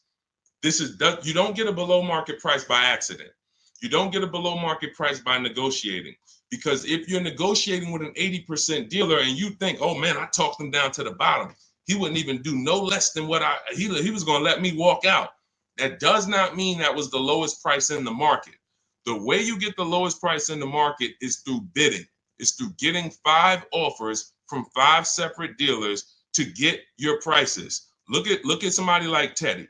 Teddy gets a BMW because people say, well, does this work for exotic cars or luxury cars? This works for every car because the bidding system works for everything. Amazon, that's how we buy everything in life. If you really think about it, bidding is how we buy everything in life except cars. Think about that. Everything in life we do, when we're buying cars, when we're buying TVs, when we're buying, just anything. Most of the websites we're on, it's teaching us a bidding system. We're looking at so many options, so many offers, and then we choose the best one. When it comes to this, Teddy's highest offer on his $73,000 BMW, you can see the price here. His highest offer was $1,123 a month. He ends up getting it for $856 a month. $856 to $1,123. 80% of dealers, look, his local dealer, read the comment in the middle. My local dealer, the one that's closest, the one he's probably been, every time he wanted to see the car, he walked in, see them. Oh, hey, Teddy, when you're ready, man, we're going to take care of you. His local dealer comes back at $937. So he's sitting at home. And look, he said, thank you, Deshaun, for the wisdom and advice. This program works. I even got them they covered his last 2 lease payments. He had to drive an hour and a half to pick it up. That's when you know you did it right. When you got to drive an hour and a half to save $5,000, that's when you know you did it right. Because a lot of times those dealers who are far from you, when they see a zip code come in on their website, man, this person is nowhere near us. They look at it as an opportunity to take a deal from their competition. And they love doing that. They love being able to say, all right, I would rather have our license plate frame in their city so that they know we got that deal. But the ones closest to you, sometimes they feel like they own you. Come on, Mo, you know, how many cars have I sold you? Remember, your father used to buy cars from me. They don't want you to shop. So when you understand that you are going to overpay by not shopping, it's a guarantee because that is how the car business makes their billions. I always say that's how the banks make their billion. We didn't get into the banks yet. We didn't get into making banks bid. The banks make their billions the same way. They don't want you shopping other banks. They want you locked in. Here, get a pre-approval. Lock you in. You got 30 days to find a car. Then you got to come back and get another pre-approval. Everyone wants to lock you in. They don't want you using the internet to get better deals, sitting at home, making all these banks bid, all these companies bid. And that's the reason why you can pay $10,000 upsell and think that was the best deal you could have gotten. I remember when the Bronco came out, the new Bronco came out right about that time, and everyone wanted the Bronco. There was $10,000 over sticker and more. G-Wagon, same thing, $25,000, $50,000 over sticker. If you knew how to shop, you could find a dealer that wasn't paying, that wasn't charging that. Which means if you found a dealer, if you were about to sign a deal for $15,000 over sticker, $15,000, because you're thinking, oh, they're telling me this is it. It's no cars out here. And then you find a way through strategy, through shopping, and you find a deal at sticker, you just saved, you just avoided a $15,000 mistake. Because if it was the only way, then it's not a mistake. If everyone paid those prices, it wasn't a mistake. This was just what everyone was paying. I needed a car, I had to pay it. But when you find a car that didn't have the markup and you get it, you understand. So let this be a lesson. I'm the bad news first person. I can't change that. Some of you, you know that. You've been on with me long enough, you've been following me, or you've been on the stream. I always admit that. I'm the bad news first person. Most times you come into my stream, it's not going to be good news. You're going to hear about mistakes you make. I used to do a class where I just broke down 23 mistakes I see most people making that's costing them thousands. But I don't leave you there. I give you the new way. If I left you there, then it would be like, dang, this is terrible. No, I gotta tell you the mistakes and how much it's cost you not knowing how to shop, how much dealers have made on you to get you to say, oh, let me do something different so that they don't keep making this money on me that I didn't have to give them. So all of this, the bidding strategies, everything I teach is in my new digital book, Cars from Home. 7 Steps to Saving Time, Money, and Avoiding Dealerships. It's 5-star rated. You can Google it. You'll never have to worry about upsell. I don't have one person that I know that have reported a deal to me. And, I can share these people all day long. You guys know all I do is share people. Eddie, Kimberly, Charles, Sean, huge discount, $20,000 discount. Kimberly, $20,000 discount on her Maserati. Charles, ridiculous deal on her Palisade. Pierre, on his pre-owned Mazda, he gets 20% off the original MSRP on his pre-owned. It was only 1 year old at the time. Zafrina gets a 0.88% lease, $579, $66,000 vehicle. Tiffany, use my book, $44,000 Mazda, ends up getting $6,500 discount from home. All of these people are making these deals from home. Teddy, we already talked about. Look, Jared, use the scripts. Lowest offer $565 a month to $520 a month. 2024 Volkswagen, no money down. No one who has learned from me has ever paid over sticker. We don't really even accept sticker price. We find the dealers who want to beat their competition, and in most cases, dealers are going to, let me show you the biggest discount I've ever seen. I've never even gotten, and now this is a specific car. Every car is different. The bottom market value of every car is different, but Milligan, she got the biggest discount I've ever seen on any car. Hold on. Milligan, a couple days ago, she got a Mercedes. She got a 2024 Mercedes EQE. It was a $79,000 vehicle. You can see it if you zoom in. Her adjusted price was $51,300. From $79,000 to $51,000. Some of you know someone who has this vehicle. If you didn't get, this is how feeling for the bottom is a losing strategy.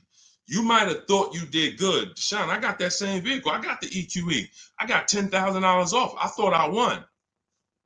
Milligan got $27,000 off.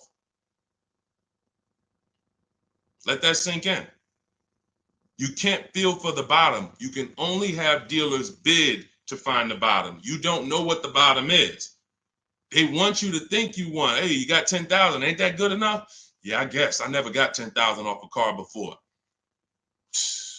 In this particular case, you would have lost $17,000 overpayment. So this is what bidding gets you. You want to learn to make people bid and stop negotiating with one dealer or two dealers. It's a losing strategy. All right, go ahead, Dolan. Next question. Great questions today. Keep them coming. Keep them coming. Dang, y'all running the likes up on TikTok. Thank you so much. We on 2 TikTok channels right now, if y'all didn't know. Every time y'all hear something y'all like, y'all keep running those likes up, man. I appreciate it. That really matters. And shout out to the people who shared, who tagged somebody. If you haven't tagged your best friend into the broadcast, I got to question what type of friend you are. Your best friend out here right now, car shop, and you don't even know it. And you getting all this gold and you haven't tagged them in. What's up, Tracy on TikTok? Lease is up in 2 months. Use the private broker. How do I know if he gives a good deal? Great question. Most brokers are ripping you off. And here's the thing, they're controlling your deal. They're not bad people. They're just about the profit. So as a broker, we work on trust. When I was a broker, it was a trust system. So I care about you more than the dealer. Let me represent your interests. Here's the problem. If you don't have a broker who's sincerely shopping the market for you, then you're losing. We always separate our transactions. I call them the 3 pillars of great car deals. Who you buy your car from, that's one pillar. You need to get a great deal there. You need to get the best deal, who you buy your car from, 80% to 20%. Who I sell my car to, that's another transaction. And that includes an old lease. We haven't talked about selling leases yet. No one's asked. But we sell leases. If there's equity, we sell them. So if you give that broker your old lease and you didn't do an equity assessment, now they have control of that. And then lastly, if you're not leasing, you're getting a loan, who you get your loan from. That's the 3rd transaction. So there's money in each of these transactions. There might be $7,000 with rebates and discounts in the car you're buying. Could be more. You saw Milligan's deal. She got $27,000 off. It was huge rebates that no one knew about. Then you have money in your old car. You might have a couple thousand equity in your lease or equity in your old car. Now you're giving them control of that. And now the car that you're, if you're getting a loan, the interest rate, you're giving them control of that. If you could have got 5.9, but they're giving you 7.9, then there's markups in your interest rate. There could be $2,000, $3,000 in markups there. So you're giving them control of all of this money. So how do we sincerely know if a broker has gotten us a great deal or not? They're giving us a market report. See, in Cars from Home, in my book, you're going to learn to do a market report. Very simple. 25 dealers in my book, step 5, we reach out to 25 dealers online. Takes us 20 minutes for a new car or a lease. I call it the 25 to 5 because we're connecting with 25 dealers online using my email script, and we're going to get 5 offers minimum. 25 to 5. So at the end of making our deal, everyone who I just showed you has a market report.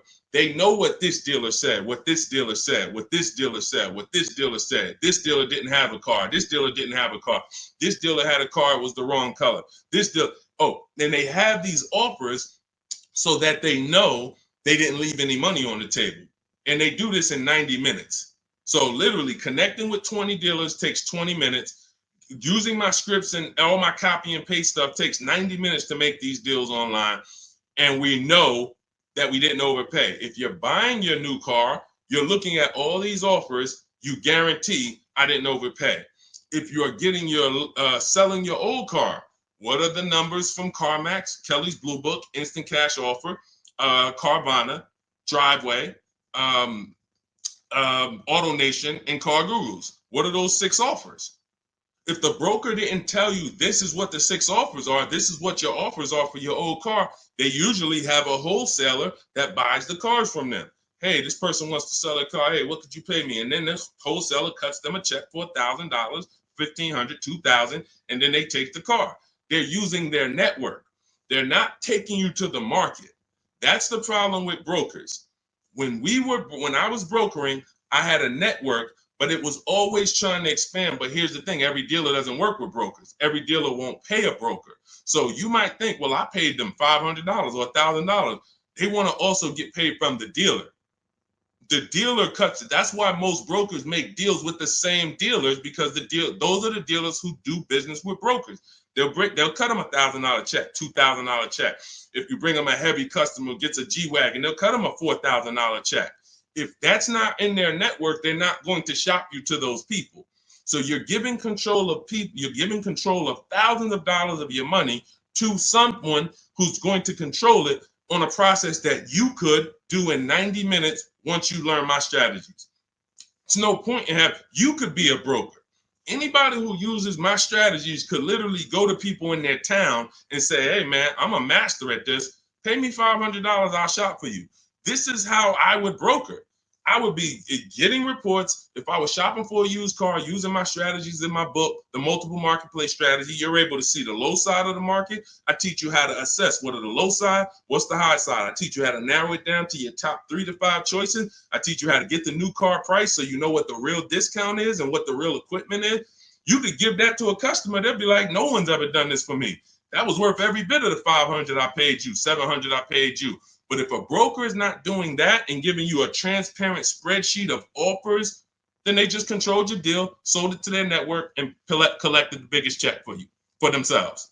That's how it works. So get your copy of Cars from Home, my new digital book, 7 steps to saving time, money, and avoiding dealerships. Part of our welcome offer. You get it for 75% off. It'll be in your inbox in literally minutes. You can go to my TikTok bio, my Instagram bio, click the website, or my Facebook comments, or my YouTube comments. Click the website to activate your 75% off. Get your book. You'll have all my strategies for below market leases, paying less than everyone for new cars, used cars, how to get quality cars, high mileage drivers. We got a lot of questions that haven't been asked today. High mileage, selling leases, all of this stuff we haven't talked about. That's all in there step by step to make sure you pay less than everyone else and you do it from home without having to negotiate or beg or have down payments or any of the stuff that they want you to think you need. But after you get your book, make sure you screenshot the thank you page because it has my support email on there as my team. In case you type your email wrong, we'll make sure you get your book. We can't send the book to a wrong email. Also, as soon as you get your book, you'll see a link below. It says click below to open your book because you might want to just open it and save it right there to your computer and then come back to the stream. But go get your book. It's part of our welcome offer, but it's only for 30 minutes. Once the 30-minute timer is up, price of the book goes back up to $97. And some of you knowing what you know, knowing what we've covered in this stream so far, you understand the book is worth every bit of $97. It's worth more than that. That's a book that I could actually sell for $297. And the people who get it would be like, this book was worth every bit of the $297. So even if you missed the 30-minute timer and it's $97, it's worth every penny. But you need to get your book if you don't want to bother remembering this or whatever. It's my whole blueprint. And Google it. Google it if you want to hear from your peers about how great the book is. Thank you to everyone who's reviewed it, everyone who rated it. It really matters. All right.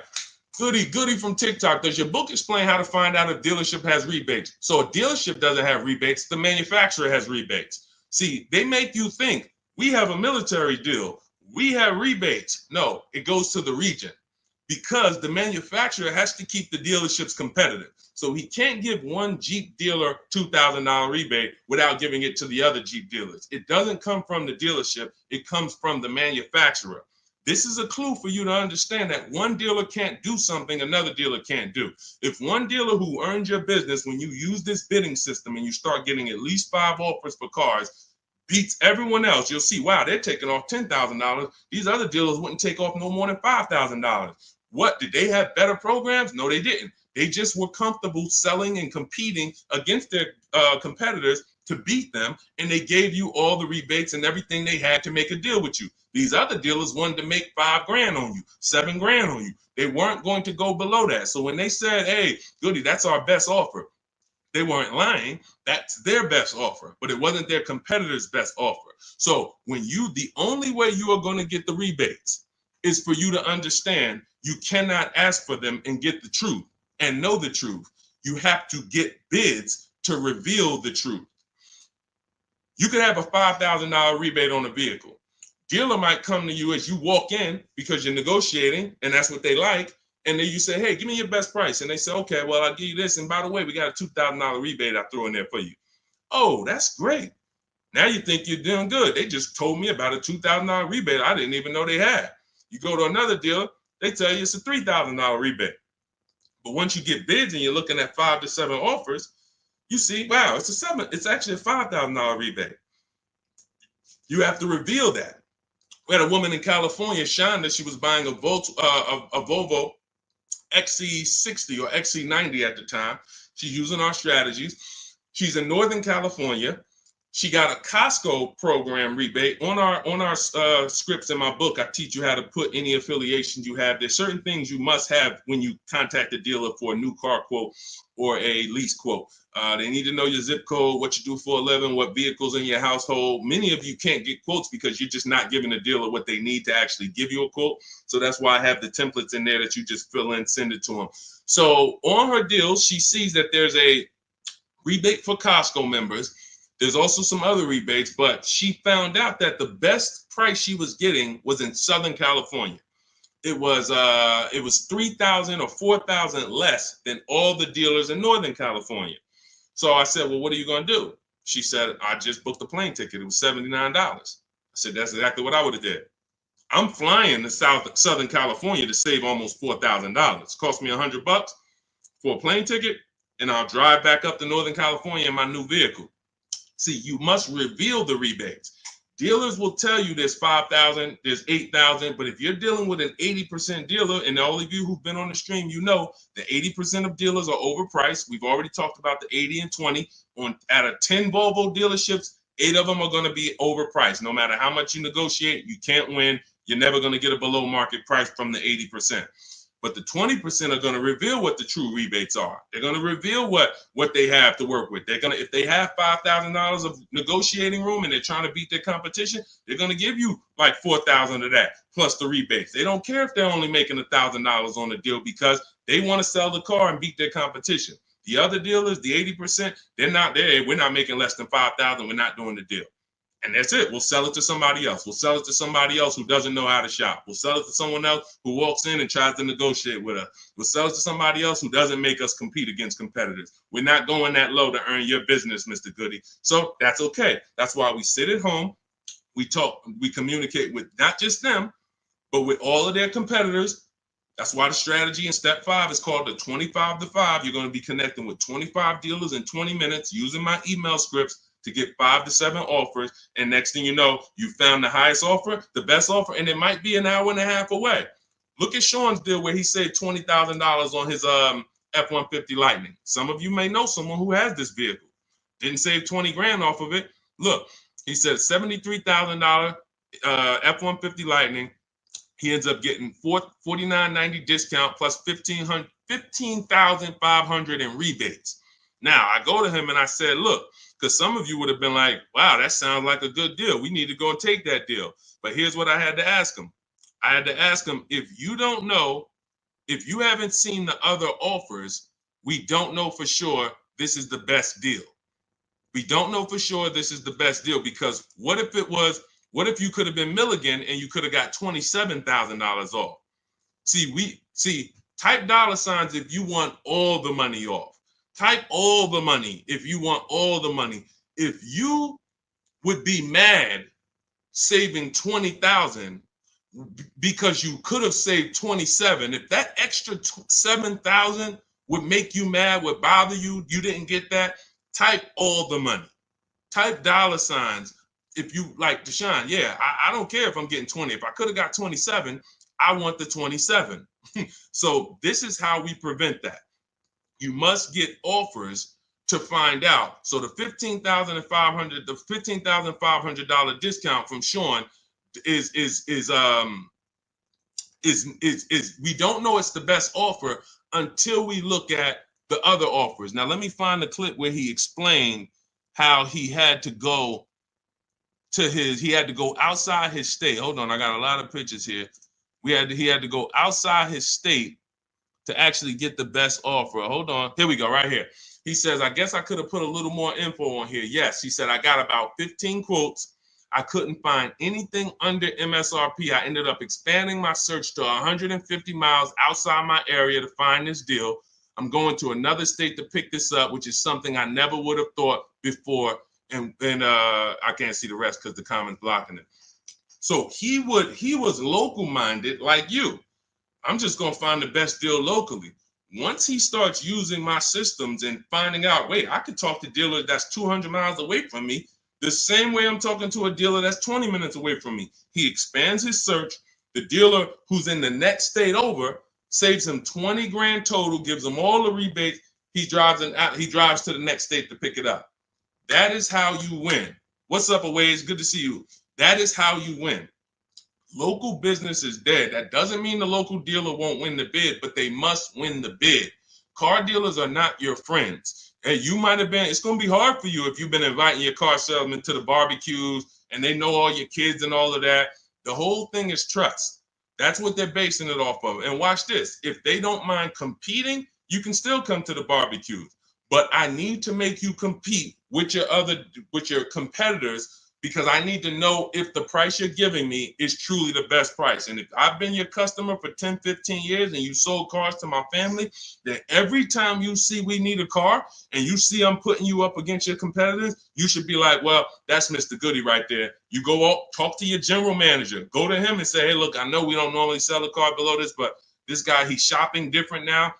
He used to just walk in and let us negotiate with him, and we make five grand on him, 4 grand, 3 grand, 8 grand. And now he's making us shop. I don't really want to lose this guy's business because they buy a lot of cars. Can we do something to beat all our competitors? Talk to your general manager and get it done. I go to his barbecues, he's inviting me over. I know his kids. But if they get mad at you because they're like, wait, come on, what do you mean you put me through all of this now? Then you understand. You've been making money on me for years, and now you're pissed off because I'm making you compete. That's good. We needed to know that. Thanks a lot, Charlie. Hey, hope you enjoyed the barbecues. You won't be back.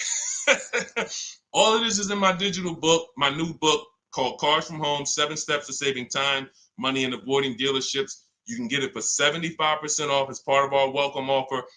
In my TikTok bio, click the picture of me. My Instagram bio, click the picture of me. You'll see a website there, and then click the button that says 75% off my new book as part of our welcome offer.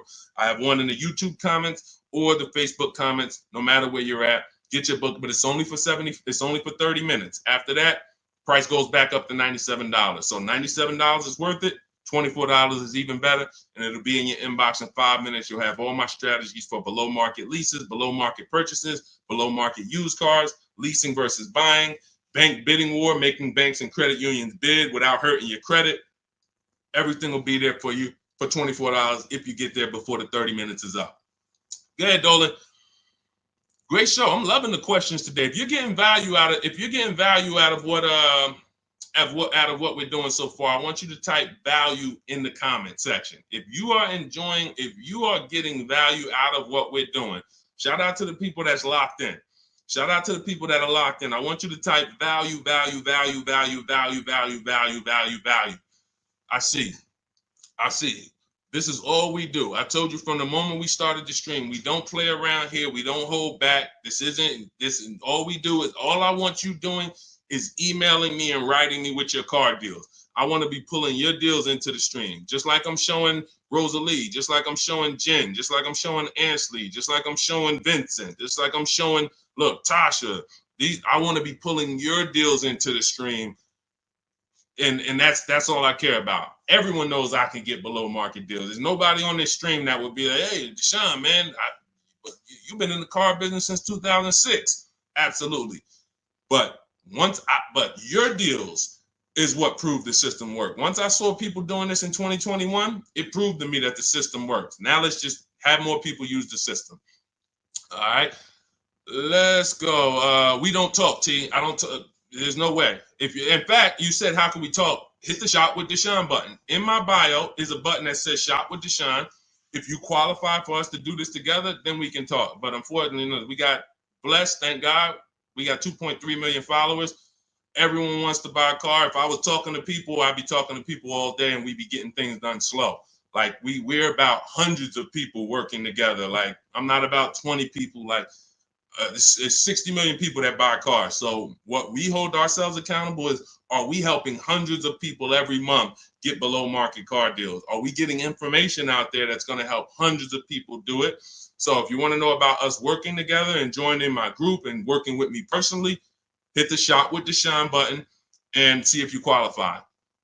All right, that's in my bio. That's in the comment section. You can go to shopwithdeshaun.com. See if we qualify to work together, but that's the only people that I talk to. All right. Returning my lease and financing a 2025 RAV4. Will I get some money for the return of my vehicle? You need to do an equity assessment. So if you first thing you do is you're gonna go to Kelly's Blue Book Instant Cash Offer. You're gonna go to AutoNation. You're gonna go to Driveway. You're gonna go to Car Guru, Sell My Car. You're gonna go to CarMax. You're gonna go to Carvana, and you're gonna put all the information about your vehicle into those websites. And when they get to the part where they say is the vehicle owned, leased, or financed, you want to type owned. You just want to know what the raw value is without them knowing it's a lease or purchase. None of that. Just want to know what the value is.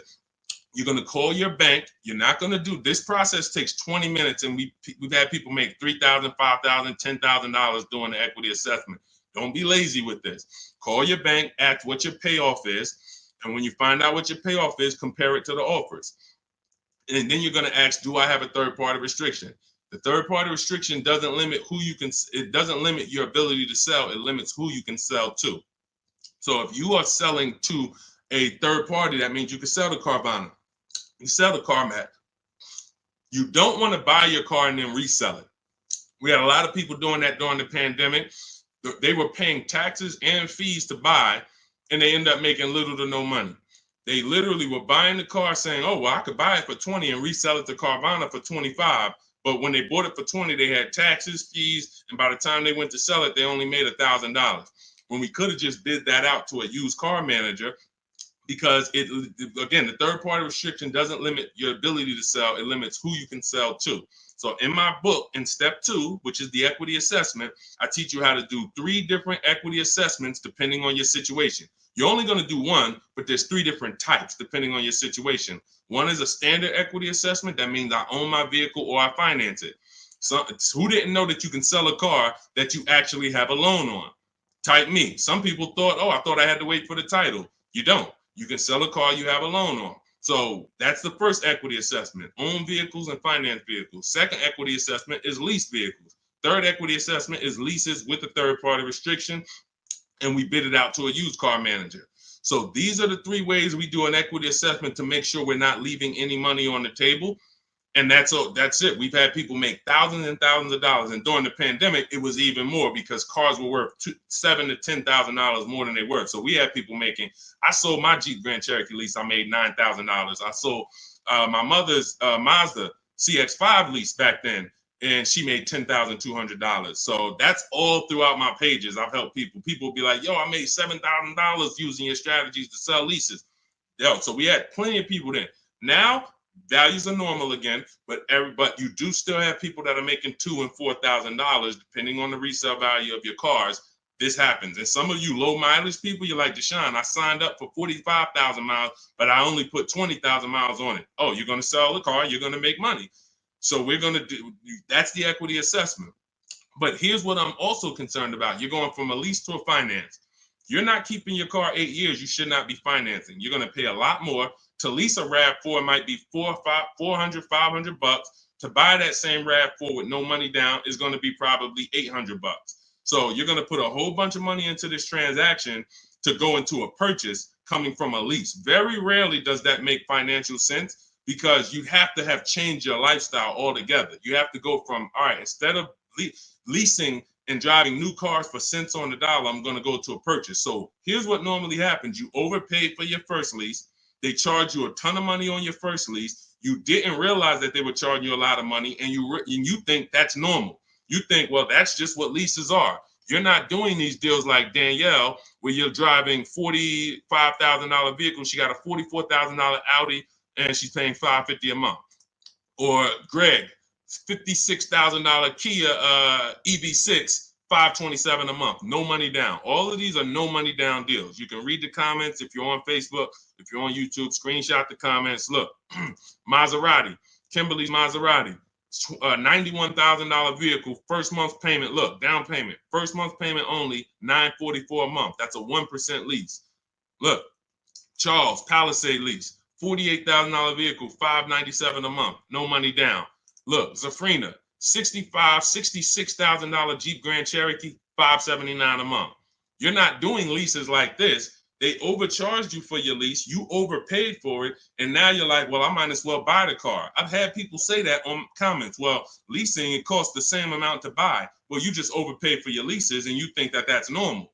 So now you're comparing overpaying for leases to buying. And yeah, it might be a similar price. But you compare these deals, look, Zafrina's 0.88% lease, $65,000 vehicle, that would normally be $1,300 a month to finance, $1,200 a month if she went in there with no money down to finance that. So I'm big, besides the actual returning of the lease and that equity assessment, I'm more concerned about why you're switching from a lease to a finance. And it's usually because you overpaid for your lease and now they talked you into just buying a car because you didn't see any value in overpaying, because there's something I call the 1.5% rule that I created, which shows you when you've overpaid for a lease.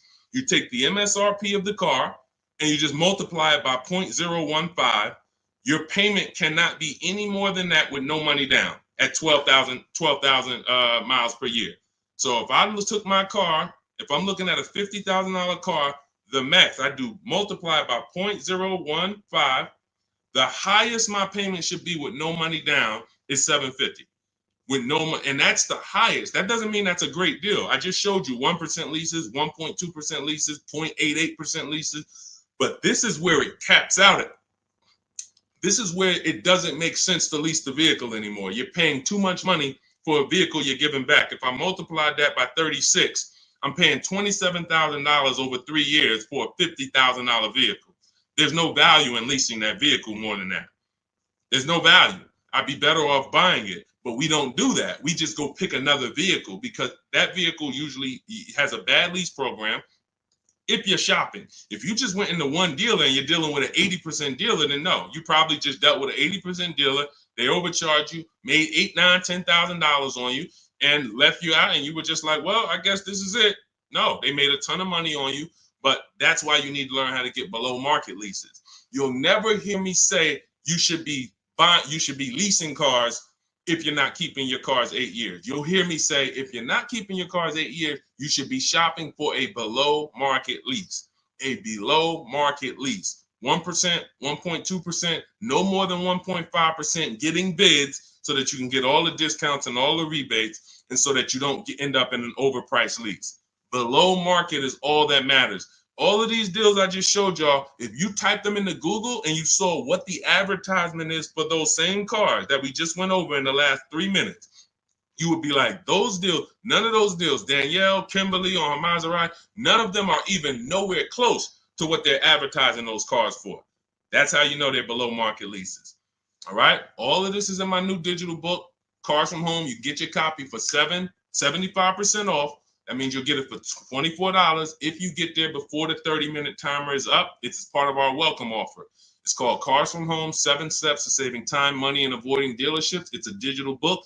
It'll be in your inbox in 3 minutes. You can get it in my TikTok bio, in my Instagram bio, in the Facebook comments, or in the YouTube comments for the next 30 minutes. Make sure as soon as you get your book, you screenshot the thank you page. And on that thank you page is the link to open the book. So you can literally open it, start using all of these strategies for the rest of your life. And every time something changes in the market, I update the book. Vroom used to be in the book. Some of you know Vroom went out of business.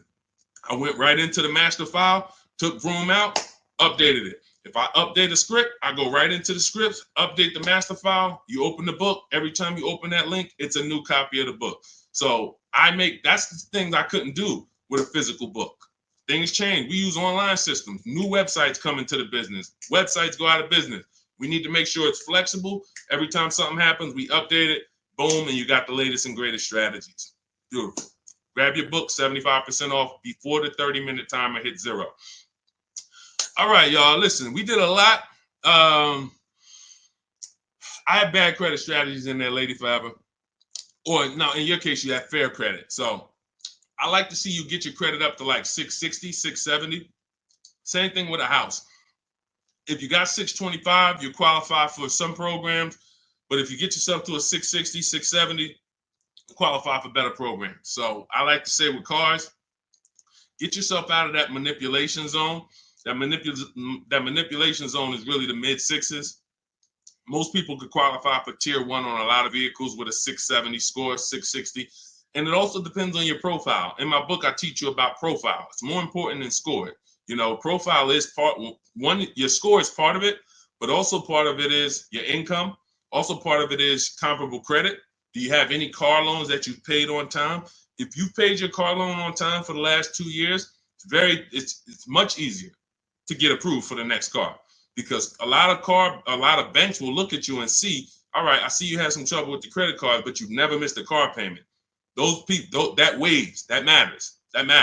So I talk about this in my book. But if you can't get yourself up to a 660 score, 670, that puts you in a position to really qualify for a lot of major leases and tier one programs. So, all right, y'all, listen, this has been great.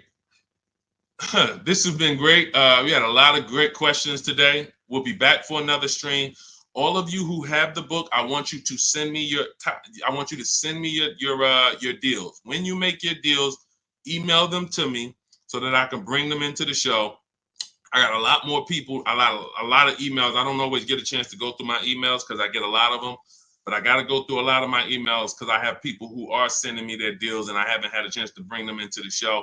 But yes, good morning. I got the book already. I'm confused about how to calculate a deal on a used car. Just when you narrow it down to your top choices, get the new price, use the true value calculator, put the new car price in with the asking price, and it'll tell you what the true value discount is. We buy based on the true value discount. We didn't get a chance to talk about that in the stream today. Again, there's so much in the book. We could be here for 2.5 hours talking about different things, because me talking to you about leasing is different than what I'm talking to a person who's buying a used car about. That's different than a person who's buying a used car cash or buying a new car cash. That's different than a person who's going to be using the bank bidding war and putting banks against each other. That's different than a person who's going to be coming from a lease, selling their lease. That's different than a person who's going to be selling their lease with a third-party restriction. That's why in my book, you're not reading everyone's strategies. You're only reading what matters to you. I have links where it warps you to the next section that is applicable for you. If you're not leasing, you're not reading anything about leasing. You're on a purchase path and you get to the end of the section and it says, okay, if you're purchasing, then based on this, click this link. If you're doing this, if you have good credit score, click this link, it warps you here. If you have bad credit score, click this, it warps you here. So it's all about making sure you're on a path that is applicable to you, not following a bunch of advice that is for someone else or even a deal you might make later. You'll use the used car strategies, but that's later. Right now, I'm on the lease path. I don't need to read about used cars. This is how you stay focused and get to your goal really quick.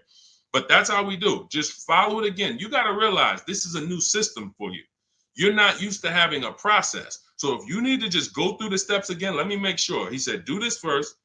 Let me make sure I did that. Said, go to the websites, open up accounts. Okay. If you didn't go to the marketplaces and open up accounts, you skipped the process. You can't just open the websites and then don't set up your accounts, because now every time you come back to the marketplaces to shop for your used cars, you don't have any alerts. You don't have any new inventory alerts. You're not getting alerts of the new inventory. He says, set up a shopping email so I don't mix it with my personal email. If you go and you're getting offers in your personal email and you're like, Deshaun, it's hard for me to get to these offers. Yeah, that's because you got your work email, you got your internet stuff, you got your sites that you've been visiting, you got your newsletters you're a part of, and now you're trying to communicate with 25 dealers in that same email thread. It's never going to work. That's why I set up a shopping email. I say set up a Google Voice. We don't just have dealers calling our phone, so we don't have to talk to dealers. We don't have to, yo, Deshaun, how can I stop these dealers from blowing up my phone? You skipped the step. You didn't set up the shopping phone number for free that I told you to set up. Put on do not disturb so no one can even talk to you. These are all steps that you need to review. But here's the beautiful thing. Once you get this, it's the muscle memory. See, I could do this in 90 minutes, 60 minutes sometimes, because I've done this hundreds of times for other people, myself, and I wrote the blueprint. Once you get to the point where you're like, wait, I'm going to trust this process and stop trying to come with my own ideas. If he says do this, I'm doing it. He says go to this website, type this in, I'm typing it in. Then I go to the next step. So typically the people who do the best, the quickest, it's very easy for you to follow directions. But some people, that's not your learning style. It's harder. But you'll eventually trust the process. It's going to take you longer. But it's not the process, it's you. If you came to McDonald's and they told you, hey, all right, flip the burgers. When you hear the buzzer go off, flip the burgers. As soon as you hear it, you sprinkle a little seasoning on them. You do 2 drops of seasoning. Shake. And then you hear the buzzer go off on the fries. That's when you pick it up and then you dump them in. and then you sprinkle five salt. Shit. See, it's a system. They're not giving you an option. My system is the same way. It's very rigid. There is no add your own stuff to it. Deshaun, I was on the websites. I was looking at some of the lease offers, man. They look bad. Where in the book did I tell you to go to websites? Oh, no, you didn't. Why'd you do it then? You're mixing your own stuff. So again, the people who have an easy time following direction, military people usually, a lot of military people come in and they get right to it. They're like, Deshaun, like I had one girl tell me, she's like, I'm in the military. So as soon as I saw the directions, I'm just trained to follow. That's how I got to it quick. But some of you, it's going to take you a little while because you're an overthinker. That's okay. You'll realize once you get the deal done, you'll be like, man, I could have did this in 2 hours. It took me 5 hours because I just was overthinking. I'm doing stuff that he ain't say do. And that's the beautiful part. Because next time you get a car, you'll think less. You'll be like, all right, let me trust this system now. Third time you get a car, you're a master. Now it's like, all right, boom, boom, boom, boom, boom. That's the process. So get on the train. Get your copy of Cars from Home, 7 Steps to Saving Time, Money, and Avoiding Dealerships. It's a digital book, so it'll be in your inbox in 3 minutes. You can start using these strategies for the rest of your life, sharing them with your families, shopping empowered, making dealers and banks bid. You're no longer begging for deals. You're no longer spending an hour in a dealership. My God, I've gotten so many cars. I've never spent an hour in a dealership. Since 2015, I have not spent 1 hour in a car dealership to get a car, not one. And I show you my car deals, I talk about them, I pay less than everyone. Unless you were using my strategies, then we'll probably pay the same amount. But as far as the cars I get, every lease I've gotten, ridiculous. 1% leases, never had to be in a car dealership. So you could say goodbye to Deshaun, I never got to spend more than an hour you never spend more than 30 minutes in a car dealership again. That's just what we do. That's just, the system proves it. So go read the book. Go get your copy, 75% off in my TikTok bio, my Instagram bio, the Facebook comment, or the YouTube comments. Click the link and then click the button that says 75% off. Welcome offer. Make sure you get there before the 30 minutes is up. All right, we'll be back. We will be back to talk more. But everyone who got the book, I will see you in the book because you'll be linking the videos with me. You'll see I got a bunch of surprises in there. So go get your book and I'll see you all on the next stream. God bless you.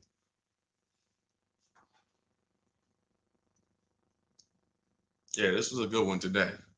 Had fun today.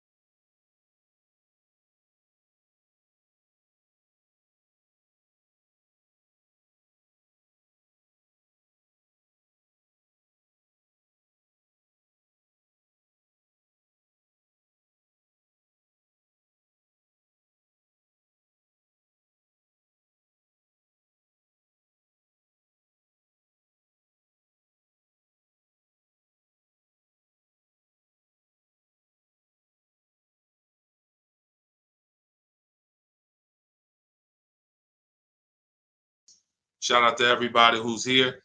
We're about to start our car shopping questions and answers live. We'll be answering as many questions about car shopping, leasing, buying, pre-owned cars as we can in about an hour. So feel free to start typing them, and we'll get the show on the road. If you don't know me, my name is Deshaun. I'm known as Deshaun, the Auto Advisor. All I do is focus on teaching people online strategies to pay less than everyone else for new cars, used cars, and leases. I spent 14 years in the car business. In the last 3 years, I've been teaching people like you all around the country how to get below market deals. It's only 3 prices you can pay for any car: market value, above market value, or below market value. My mission for those who are locked in and willing to listen and willing to apply these strategies is for you to pay below market prices for any vehicle that you get. Everything we're going to be talking about is out of my new digital book. It's called Cars from Home. It's already 5-star rated. You can Google it. It's called Cars from Home, 7 Steps to Saving Time, Money, and Avoiding Dealerships. And you can get yours for 75% off as part of our welcome offer. You can get it in my TikTok bio, in my Instagram bio, or in the YouTube comments or the Facebook comments. If you go into my bio, just click the picture of me, go grab your book for 75% off. You won't pay the normal price, and you'll have it in your inbox in the next 2-3 minutes. But make sure when you get your book, you screenshot the thank you page so you can have my support team's email as well, just in case you type your email wrong. But that's our welcome offer to you, 75% off Cars from Home, if you want the entire blueprint of everything we're going to be talking about. Okay, so with that said, now the housekeeping is done. You guys know that's only a 30-minute offer. So after 30 minutes, that welcome offer is gone. So if you like what you're hearing, definitely go and grab your copy of Cars from Home for 75% off in my bio or in the comment section. So, all right, let's start here. First question, should husband and wife buy together or separate based on better credit? Okay, so there's no right or wrong here, but if you're saying what gives us the best chance for the best approval, you know, you can say, all right, we can go on, we can try to go on together. Could you get approved by yourself? And so I keep my credit into, with no additional debt. Or if I'm trying to build credit and you're trying to build credit, then all right, we might go on together. But if it's not necessary for us to go on together, then you may want to keep your credit profile separately and just, get the person who can get approved the individual approval. But if you are building and you would like to have that payment history on your credit as well, then you can add it to both people's name. It really depends on your personal goals and where you're at. There's no right or wrong. It just depends on your goals.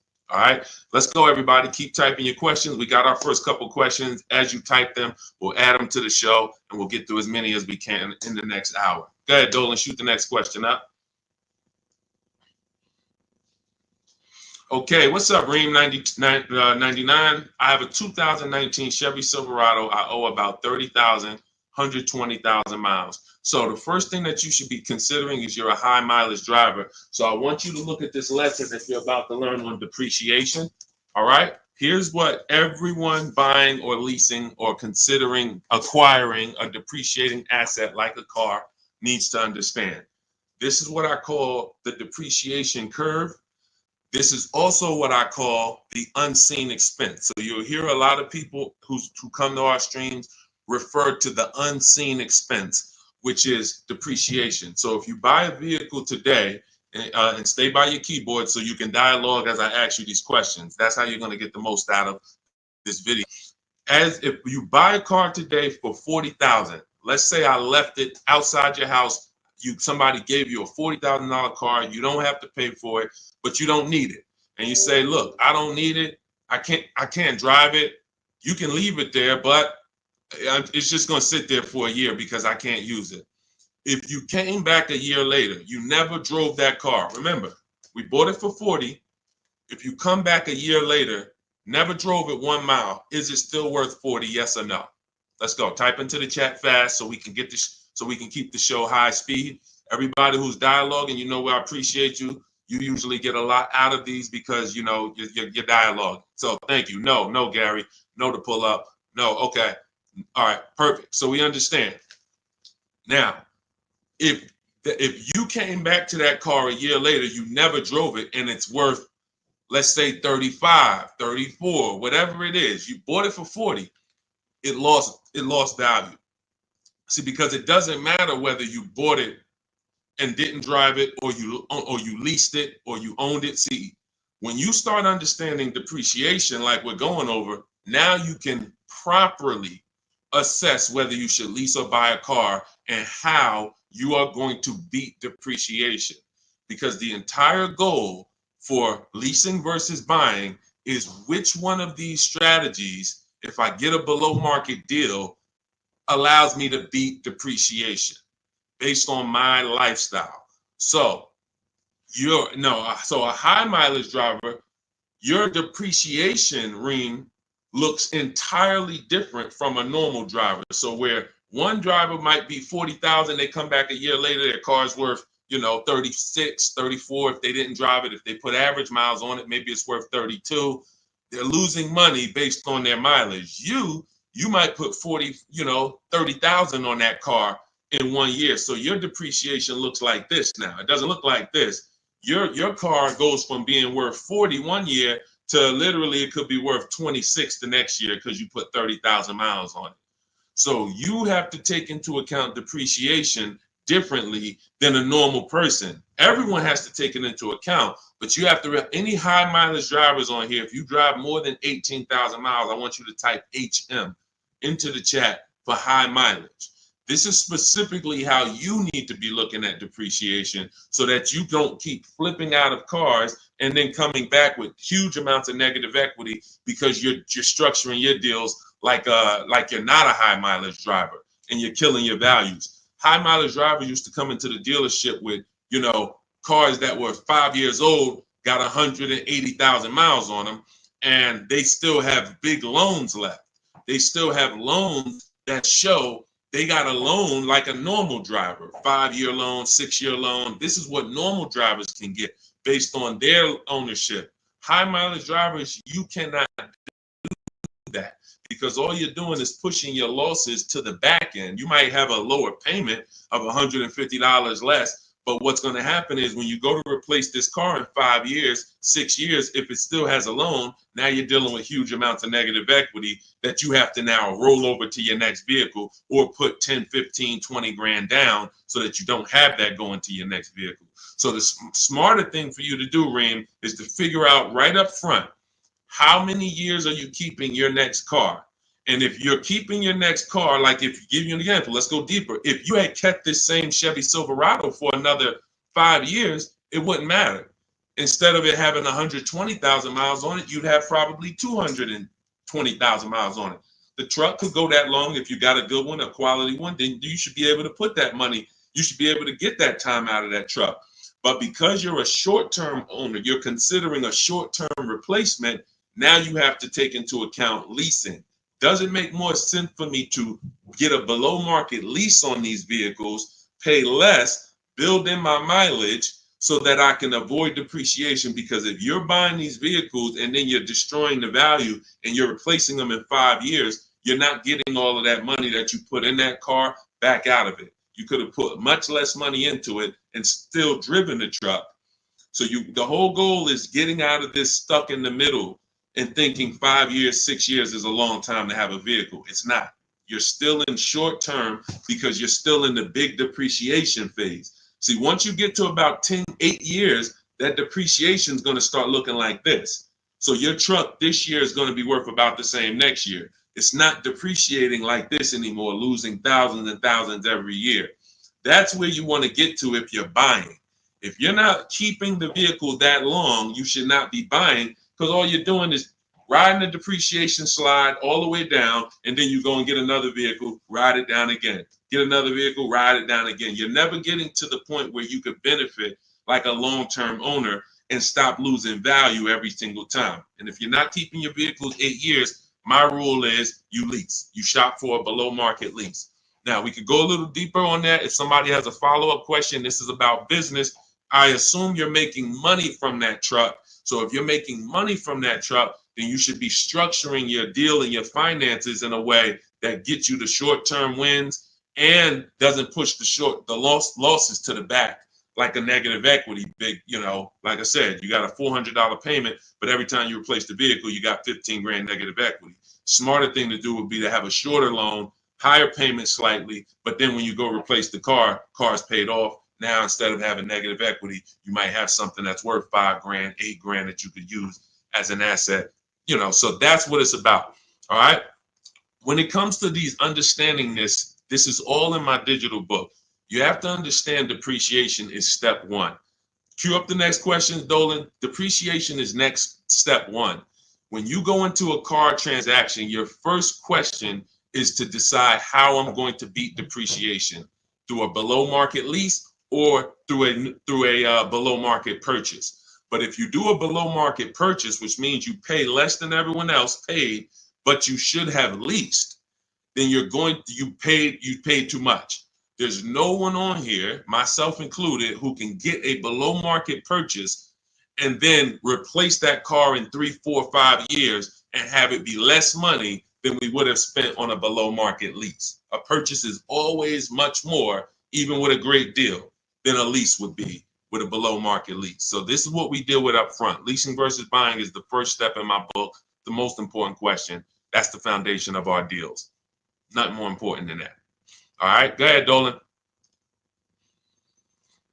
All right, come on, keep typing the questions. I know we got a lot. We'll try to get through as many as we can in an hour. Okay, BMW X7, new or used. Okay, so if you're purchasing, which means you're a long-term person, you're going to beat depreciation through long-term ownership. Whenever you're purchasing, your goal is to beat depreciation through long-term ownership. So how many people have a vehicle? If you have a vehicle that you've had in your driveway for at least 8 years, I want you to type the number of years into the chat. Type the number of years into the comments if you had a vehicle more than 8 years, 10 years, type it in, 11 years, 13 years, 8 years, only if it's more than 8. I want to show you how you should be looking at purchasing and what your goal should be. What your goal should be when you buy. Okay, so I see somebody TikTok 15 years. I see, okay, brother, I see 11 years. Okay, anyone who has a car, if you have a vehicle in your driveway right now that you have had, William Smith, 12 years. Okay, if you've had it more than 8 years, type the number of years into the chat so that you can understand what we're about to break down here. Because you're asking Chuck T, new or used. This is totally based on budget. But after you decide what your goal is, which is a long-term purchase. All right, 9 years. I see you, Liz. All right, so when you look at keeping a vehicle as long as the people who just shouted out how many years they've kept it, this is what their depreciation looks like now. Some of them like this. Somebody like brother who he's had his vehicle 11 years, his depreciation is like this. What does that mean? If his vehicle today is worth $7,000, a year from now, it'll probably be worth close to 7,000, maybe 68, 62, 7. He's losing a very small amount through depreciation. He's beat depreciation. So that's the benefit of all the money he put into the car, is he now has a vehicle that is no longer depreciated. He could drive it for 4 or 5 more years. My father had a GMC Envoy that he's had since 2013. We bought it pre-owned for him. He's had it since then, paid it off 5, 6 years ago, and he's had that vehicle. It's been worth about $5,000 for the last 2 years, and he's going to sell it for close to that. So that's when you beat depreciation. Now, when you are not buying to keep that long, you are on the depreciation sliding board, which means you're going to lose thousands of dollars in value. So as long as you have decided I'm going for long term, which I call the 8-year rule, at least 8 years, I'm going to keep this vehicle so I can beat the depreciation, pay it off, and then I'll consider replacing it or keeping it longer. But it's going to be at least 8, or I should be shopping for a below market lease so I don't tie up money in this vehicle this long. So now you've decided I'm a long-term person, I'm purchasing new or pre-owned, strictly based on budget. Can we afford both? If we can afford both, then I have in step 3 of my book, and step 4, which is shopping, not buying. This is when I'm helping you make this decision of new versus pre-owned. Which value system are you operating with? Some people, if they know they're only getting a replacement vehicle every 8 to 10 years, they're going to go and get a new one because they're like, listen, I only do this once a decade. I want to make sure I have the latest and greatest. I could afford it, no problem. Some people, they say, you know, even though I could afford the new one, I want to go pre-owned. Let me try to knock 20%, 30% off my investment so I have even less money invested in the car. One person wants the latest and greatest. One person wants more value with a discount off of it, and they don't need the absolute latest. So that's the balance between new versus used. Can I get everything I need and want in a new car for my budget? Can I afford to get everything I need and want in a new car, BMW X7, for my budget? If yes, then you can go new. If your value say, listen, I could afford it, but I want to knock 30% off, 20% off, 20, whatever it is, you know, whatever the below market used car deal would be for that vehicle, then they go that route. There's no right or wrong there. But if you can't afford to get everything you need and want in a new one, then your only option is to go pre-owned. But it's all based on the 8-year rule first. You should be buying to beat depreciation to keep at least 8 years. You're buying a depreciating asset. 3, 4, 5 years, 6 years of ownership is losses because you're not going to get the money back in resale when you're depreciating that vehicle the first 5, 6 years and then going and replacing it. You're not getting that money back. You would have been much better off getting a below market lease. Give you an example. Let's take a vehicle that's close, relatively close, price wise to that X7. Look at Teddy's, BMW. He has an electric BMW, so he got a bigger discount because there's rebates that he got. There's rebates that wouldn't be applicable on the X7, but it's a $73,000 vehicle. He's leasing it for $856 a month. That was his best offer. Now, one of the things we teach here, we do not buy a vehicle, lease it, buy it without looking at 5 offers, 5 options. If we're looking at a used car, we're looking at 5 options to make sure we're getting the best price. We do this from home. That's why my entire system, my book, everything is called Cars from Home. Cars from Home, because we're using the internet to do this. But you look at somebody like him, he paid $856 a month, no money down. On a $73,000 vehicle, some of you know every $5,000 would be how much? I know I got some new people on the stream, but I'm talking to the people who you've been tapped in. I may have a couple people who know every $5,000 when you're looking at a car is about how much per month. And you use this so that you never get scammed. When you know this, no one can throw, you need to know a basis of what a car should cost. And I'm gonna tell you why in 1 minute. Thank you, Anthony. Yes, $100. Great job. Anthony Perry knows $100. So if every $5,000 is $100, you're going to now look at a $50,000 vehicle and you're going to say that's going to be about $1,000 a month if I wanted to buy it. That doesn't take into account, okay, I might get a $10,000 discount. We're just talking about strictly looking at the base price, total price of the vehicle, asking price. Every $5,000 is about $100 per month on a 5-year loan. So you're looking at a $50,000 vehicle, that's about $1,000 a month. You're looking at a $73,000 BMW like Teddy was, that's roughly about $1,500, close to $1,500 a month on a 5-year loan. No money down. That's how we shop. No money down. We're just doing apples to apples. We may put money down later, but we need to know base numbers. This is base numbers. So look at Teddy. He's paying $856. You're never, if he was buying this vehicle, it would be $1,400, $1,500. That's why I say when you ask about purchasing, it's important for me to reiterate to you that if you should be shopping for below market leases, but you're shopping for purchases, it doesn't matter how great of a deal I teach you to get. You can use the Cars from Home strategies in my book, the bidding strategies, to get the best offers on your purchase, new cars, used cars. But it's not going to compare to if you would have leased, because you should have leased because you weren't keeping your car at least 8 years. You can see he's $856 a month, and even if the deal wasn't that great, even if it was $1,000, he's still literally $400 or $500 less per month than if he had bought that car only to try to trade it in 3 or 4 or 5 years and go do it again. So the leasing versus buying is the biggest principle that you need to start your car deals with. There's nothing more important than that, and we want to make sure we drive that point home. Everything we're talking about is in my new digital book. It's called Cars from Home, 7 Steps to Saving Time, Money, and Avoiding Dealerships. You can get your copy for 75% off. That's part of my welcome offer to you.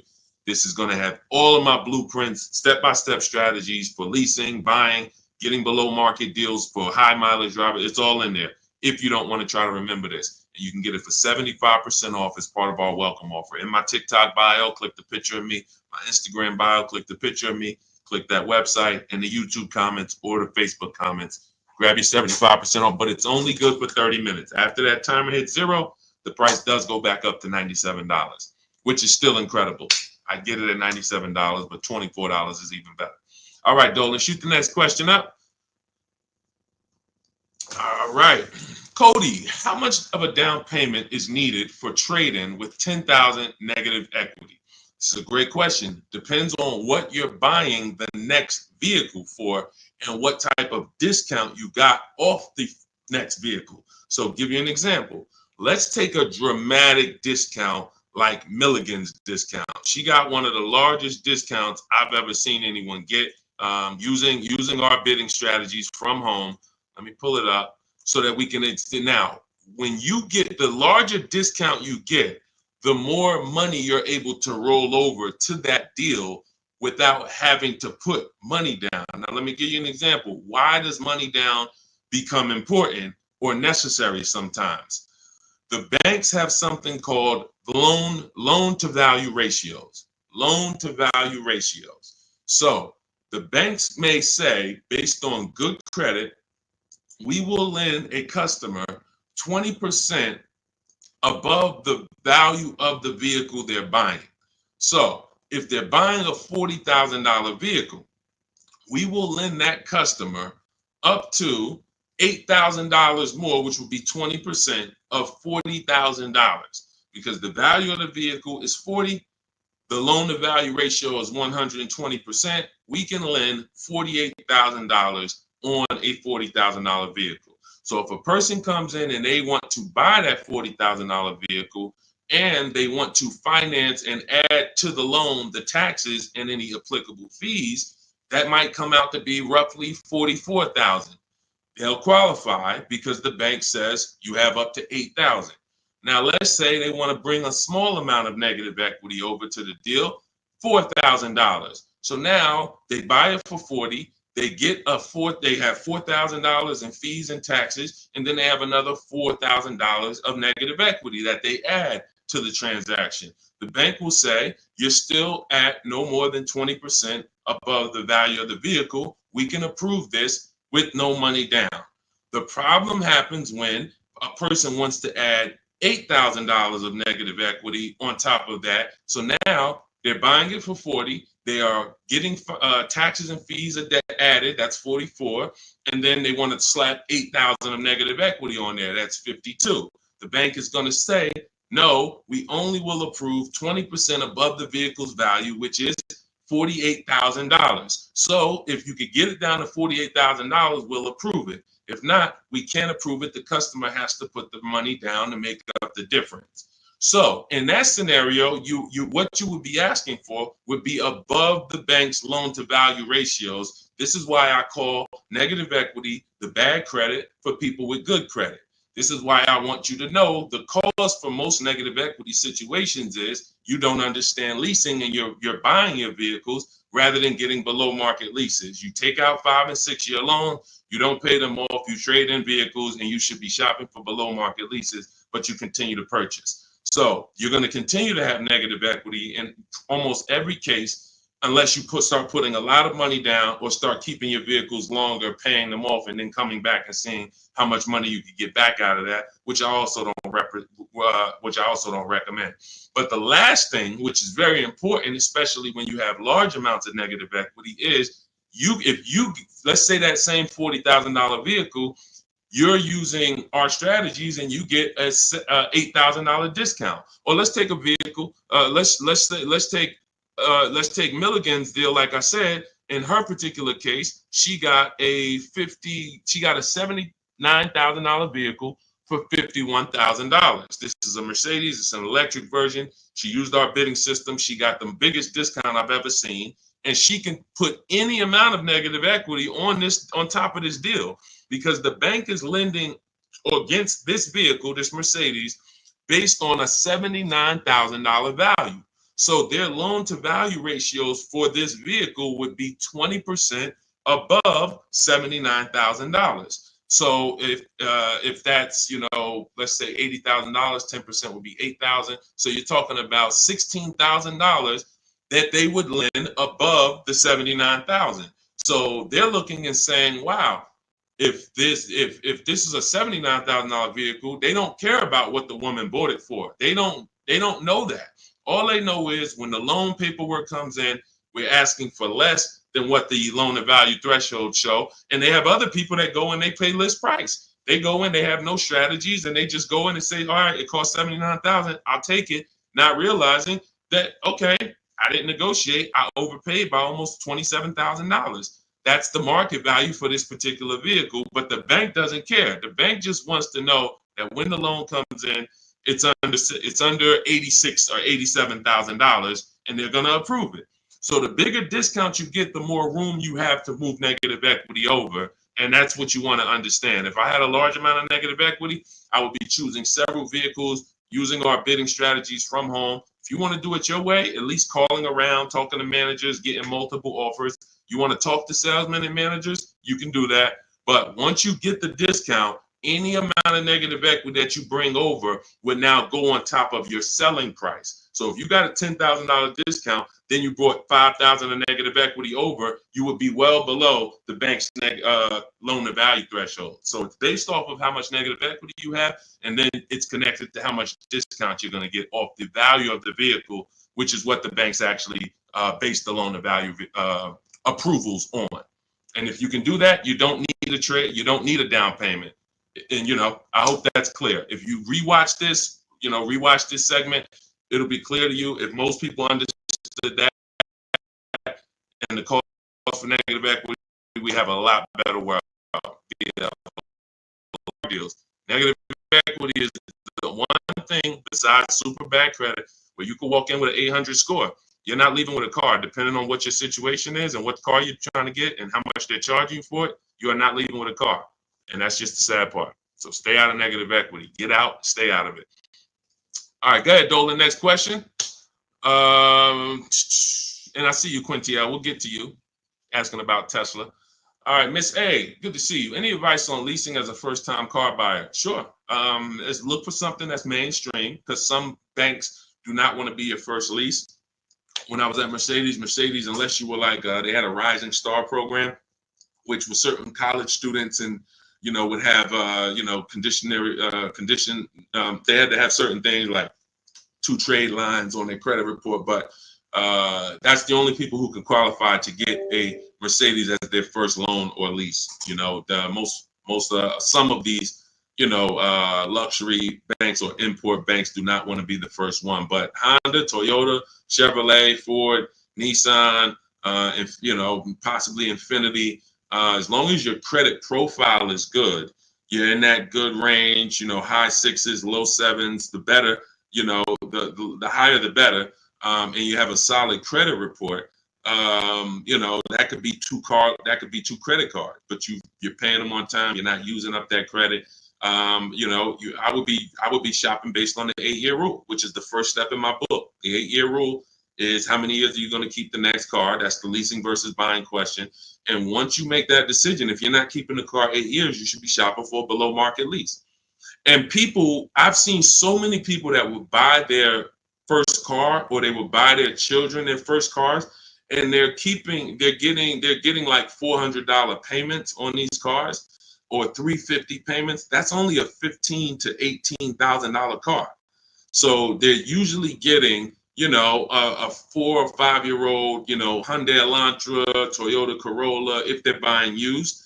These are the same vehicles that they may turn around and trade in 2 or 3 years, 4 years. They're paying $350 a month, and God forbid the vehicle breaks down on them or anything. They're dealing with a used car, where you can get some of these incredible lease deals, and you can get them for, depending on the car you're looking at. Somebody had just got an Elantra, and the payment was $350 a month, brand new car, no money down. Let me see if I can find their deal. It was here we go. It's India.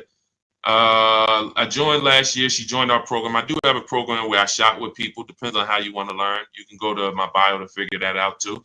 But these are people who are in my program. They have the same strategies you have access to in my book. Same process. It's just one's a blueprint for people who are like, Deshaun, give me the blueprint.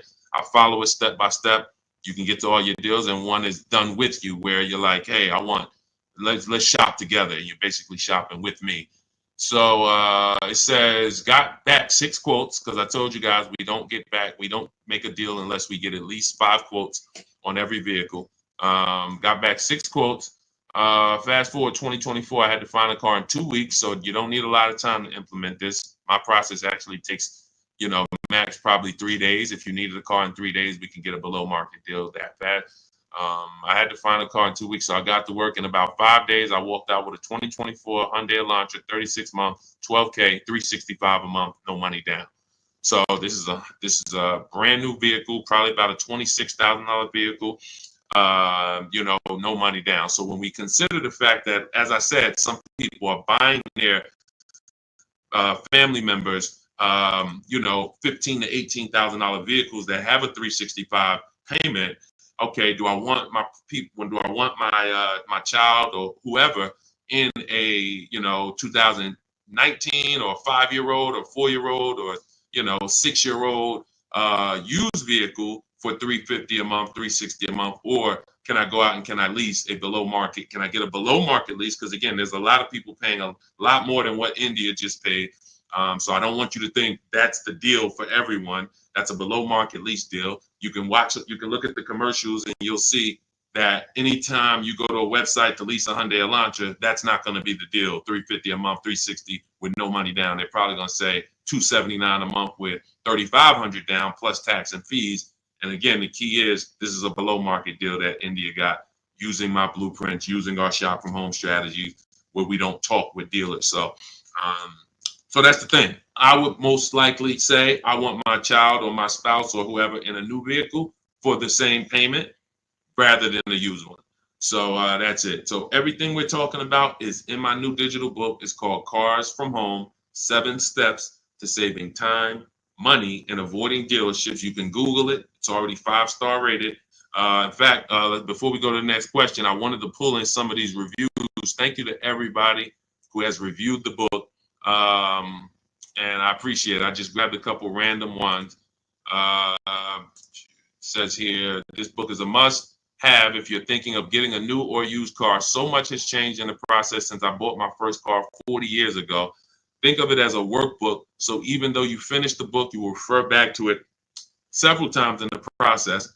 Deshaun takes you step by step through the process and has videos to support the steps that I do. That's a surprise in there. For those of you who have the book, I link to certain videos to help you understand things better.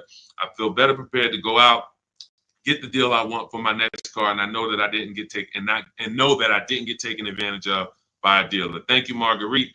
Appreciate you. Again, you can get your copy as part of our welcome offer to you for 75% off. Books normally $97.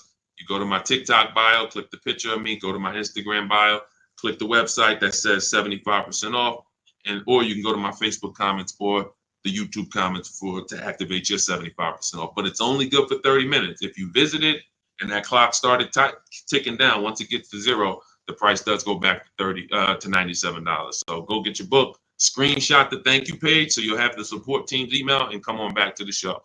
Go ahead, Dolan, shoot the next one in. Oh, Dominique said, buy the book, y'all. I bought a used car using Cars from Home strategy. I saved so much money and time. It was not hard either. If you follow the steps, Deshaun literally does it for you. That's it. That's a fact. Thank you, Dominique. That is a fact. Like, you're not using your stuff anymore. You're using my stuff.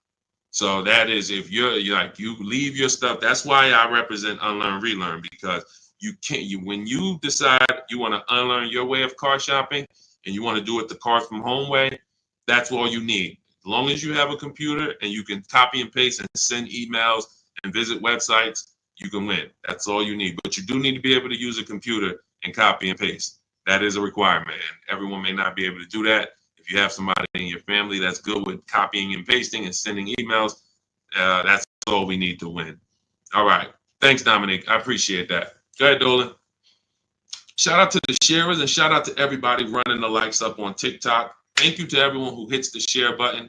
Whenever you hit the share, tag your best friend, tag one friend in, because they may be car shopping this weekend. Right now, they might be going to a dealership later, and you have no idea. Most people are overpaying by thousands. There's only 3 prices you can pay with cars. Market value, that's what everyone pays. Above market value is what the worst negotiators pay. And below market value is reserved for people who are putting dealers against each other. Negotiators can get market value for negotiators. So even if you're a great negotiator like I am, obviously I was a great negotiator selling cars for 14 years, but even if I was a great negotiator, I'm still going to get market value, because the only way I could guarantee below market value is by looking at multiple options, the same way you buy a TV. You go buy a TV, you're looking at multiple TVs, Walmart.com, Amazon.com, all these different sellers from Amazon, Best Buy. So that's the only way you can guarantee a below market price for your TV, is looking at multiple offers. You could go to Walmart and say, all right, I got a TV, $700. Was it market value? Was it below? Or was it above? You don't know until you look at all the market, and that's what we do. That's what Cars from Home is about. Okay, Alan Carter, 35 years in the car business. Your advice is spot on. Thank you, sir. I appreciate that. Thank you so much. All I want to do is help people find the 20% of car dealers and salesmen who are honest, who want to compete, who want to take care of their customers. That's the 20%. But 80%, we have proven that, working with hundreds of people personally, thousands around the country, we've proven that you must get 5 offers on every car, because 80% are going to be overpriced. Doesn't matter how much you negotiate, they're not going below a certain amount. So when they tell you, hey, Shantola, thanks for coming in, but this is the best offer we can do, that does not mean that's the best offer any Nissan dealer can do. That means that's the best offer Nissan of Bay Ridge can do. That's the best offer Nissan of Hudson County can do. But there are several Nissan dealers competing, and we need to get competitive offers to see who's the 20% of dealers who are going to beat all their competition. And we only do this from home. Go ahead, Dolan. Great questions today. Let's go. Keep typing. Let's get to as many as we possibly can. Does your process work when leasing a Tesla? Yes and no. My parameters for overpaying for a lease should never be broken. They're based off the 1% rule. So how did we come up with the 1.5% rule for knowing bad lease deals?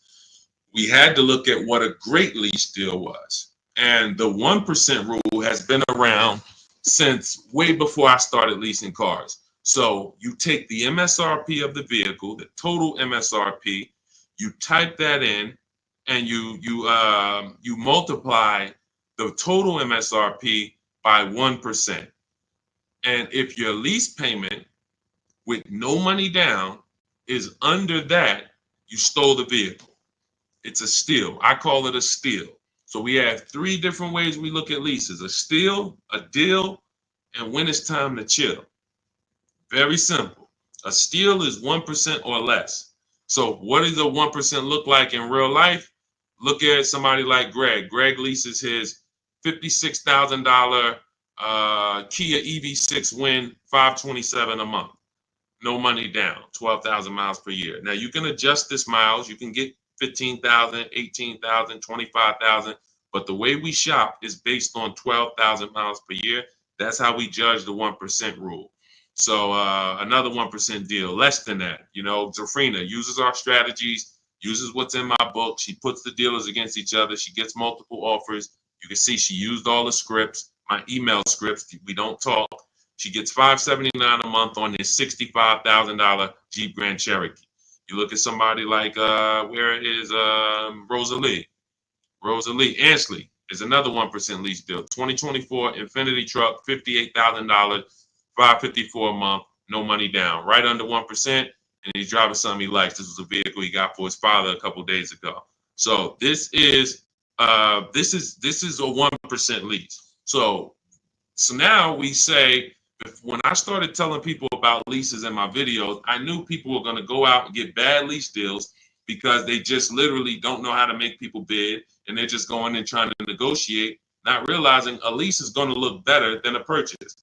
The only people who really say a lease is the same are people who really are overpaying for their leases, because they'll say, wow, the dealership told me to shine that with their lease deal, it'd be better if I just buy it because it's about the same price. That means they're offering you a horrible lease deal. That dealership is running a horrible lease deal, and they want to try to talk people into buying. But normally a lease, when you look at like these deals, is, you know, these are hundreds of dollars less per month than they would be to purchase, hundreds less. So now we say, well, how do we know a bad lease deal? You're paying too much money for a car you're giving back. It's very simple. A bad lease deal is just that. You're paying too much money for a car or vehicle you are giving back in 3 years. That's another reason we don't do 4-year leases at all. Because when you add up all the payments, you look and say, wow, I leased a $40,000 vehicle and I paid $28,000 for that vehicle over 4 years. Then I gave it back to them. You paid off almost the whole vehicle and then gave it back to them. That's why 4-year leases are horrible. But you're only judging your lease value by how much you're paying over time and how much did it cost me to drive that $40,000 vehicle for 3 years. Did it cost me $13,000 to drive it over 3 years? $17,000 to drive it over 3 years? $20,000 to drive it over 3 years? What did it cost me? And that's what the 1% rule is basing it off of. If you're looking at a $40,000 vehicle, you get a payment of $400 per month. It costs you 400 times 36, cost you $14,000 to drive a $40,000 vehicle over 3 years. That's much less than the normal depreciation of that vehicle. So we go up to 1.5%.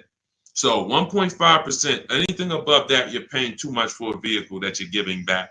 There's no value in leasing that vehicle. And when you compare it to other vehicles, because every vehicle has a different lease program, there's so many other vehicles you can lease and get a lot more value, drive a whole lot more car MSRP wise, and have the same amount of money coming out of your bank account. So that's why the 1.5% rule is our anchor for overpaying.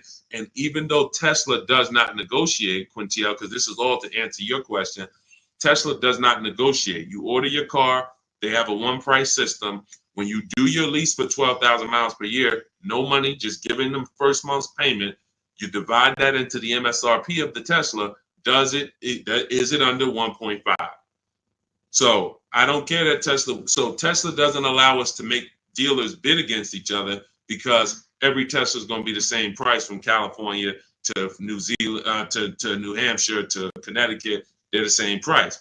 So what we have to say is the lease program good that Tesla is offering?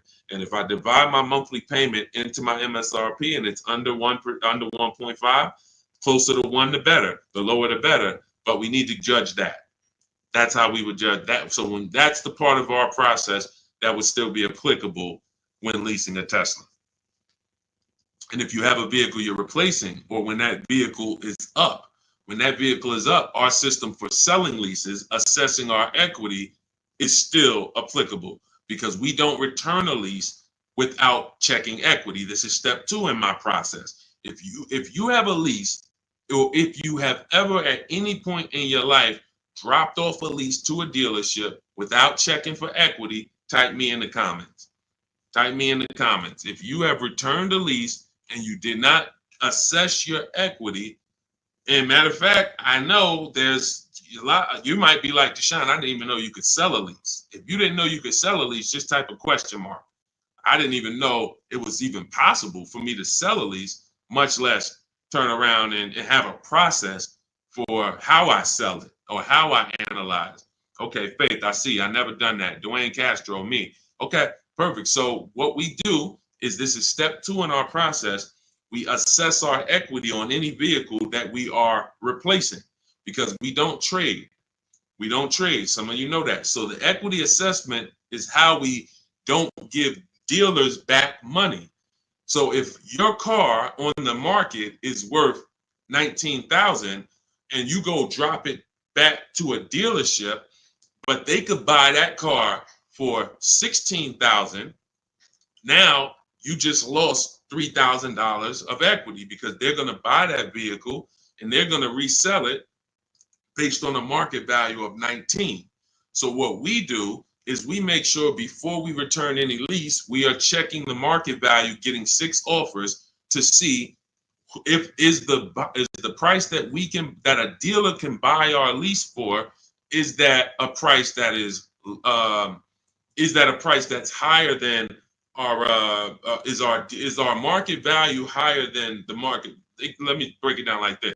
Let's say the dealer buyout price is $19,000, but your highest offer market-wise is $24,000. That means you have $4,000 to $5,000 of equity that we could cash out, let CarMax, Driveway, Carvana, Kelly Blue Book Instant Cash Offer, AutoNation, Car Gurus, one of these buyers that we use. This is all in my book. This is step 2. We get these online bids. We're going to let them buy the vehicle and then we'll make $3,000, $4,000, $5,000 once we sell it to them. And I've helped hundreds of people do this. There's several videos on my pages where you can see people that are commenting, man, I use your strategies. I made 7,000, 8,000, 10,000, especially during the pandemic, because every vehicle was worth $7,000 to $12,000 more than it's worth today, more than it would be worth in a real market. And I told people for 2 years straight, once I started talking about this, I said, listen, cash out now. If you have a vehicle, cash out. We help people cash out $5,000, $7,000, $10,000, $12,000, put that money in their bank, release or rebuy below market. And some people can say they capitalize on a once in a lifetime market that none of us have ever seen before. Strictly based on the equity assessment. This is all in my digital book. This is, if you're like Deshaun, I don't even want to remember half this stuff. I'm not going to remember it. You can get my entire blueprint that teaches everything about below market leases, below market purchases, below market new cars, used cars, making banks bid, equity assessment, selling leases. All of that is in my book step by step. And you can get your copy for 75% off for 30 minutes only. It's my welcome offer to you. I want to give you incentive to get the book now so you can pay less, 75% off. In my TikTok bio, go to that picture of me, go to the Instagram bio, click that link, click the button that says 75% off new book. Get your copy. Make sure you screenshot the thank you page. If you're on YouTube, your 75% off link is in the comments. Facebook, it's in the comments, but it's only for 30 minutes. After that, the price does go back up to $97, which is worth every penny, but $24 is better. So go get your book and then come back to the show. Go ahead, Dolan. Great question so far. Let's keep going. Does this work the same way for Canada? Scott, I'm not sure. I do believe that most would be applicable. I do believe that most. The difference is going to be the websites. So we're using our multiple marketplace strategy for shopping for used cars. We're using 8 marketplaces. Used to be 9, but Vroom went out of business. So we're using Carvana, we're using Carvana, CarMax, Driveway, eBay Motors, Cars.com, CarGurus.com, Carfax.com, and Autotrader.com. Those are 8 marketplaces that we use to shop for our used cars. I don't know if they're the same in Canada. I don't know if they're different. When we're shopping for our new cars, we use what I call, what's in my books, it's in step 5. It's called the 25 to 5 strategy.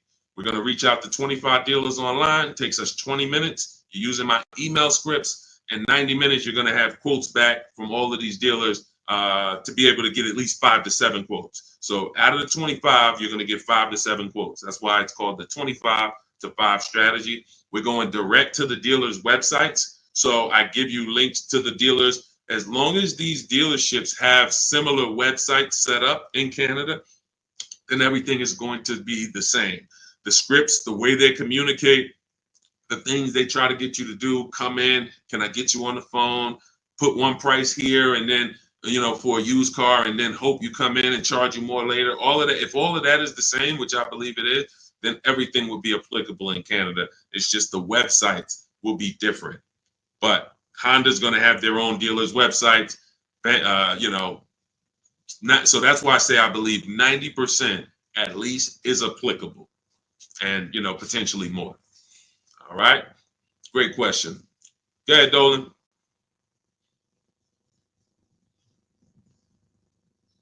I have the book. Great job, and make sure you guys send me your emails, just like Tiffany did.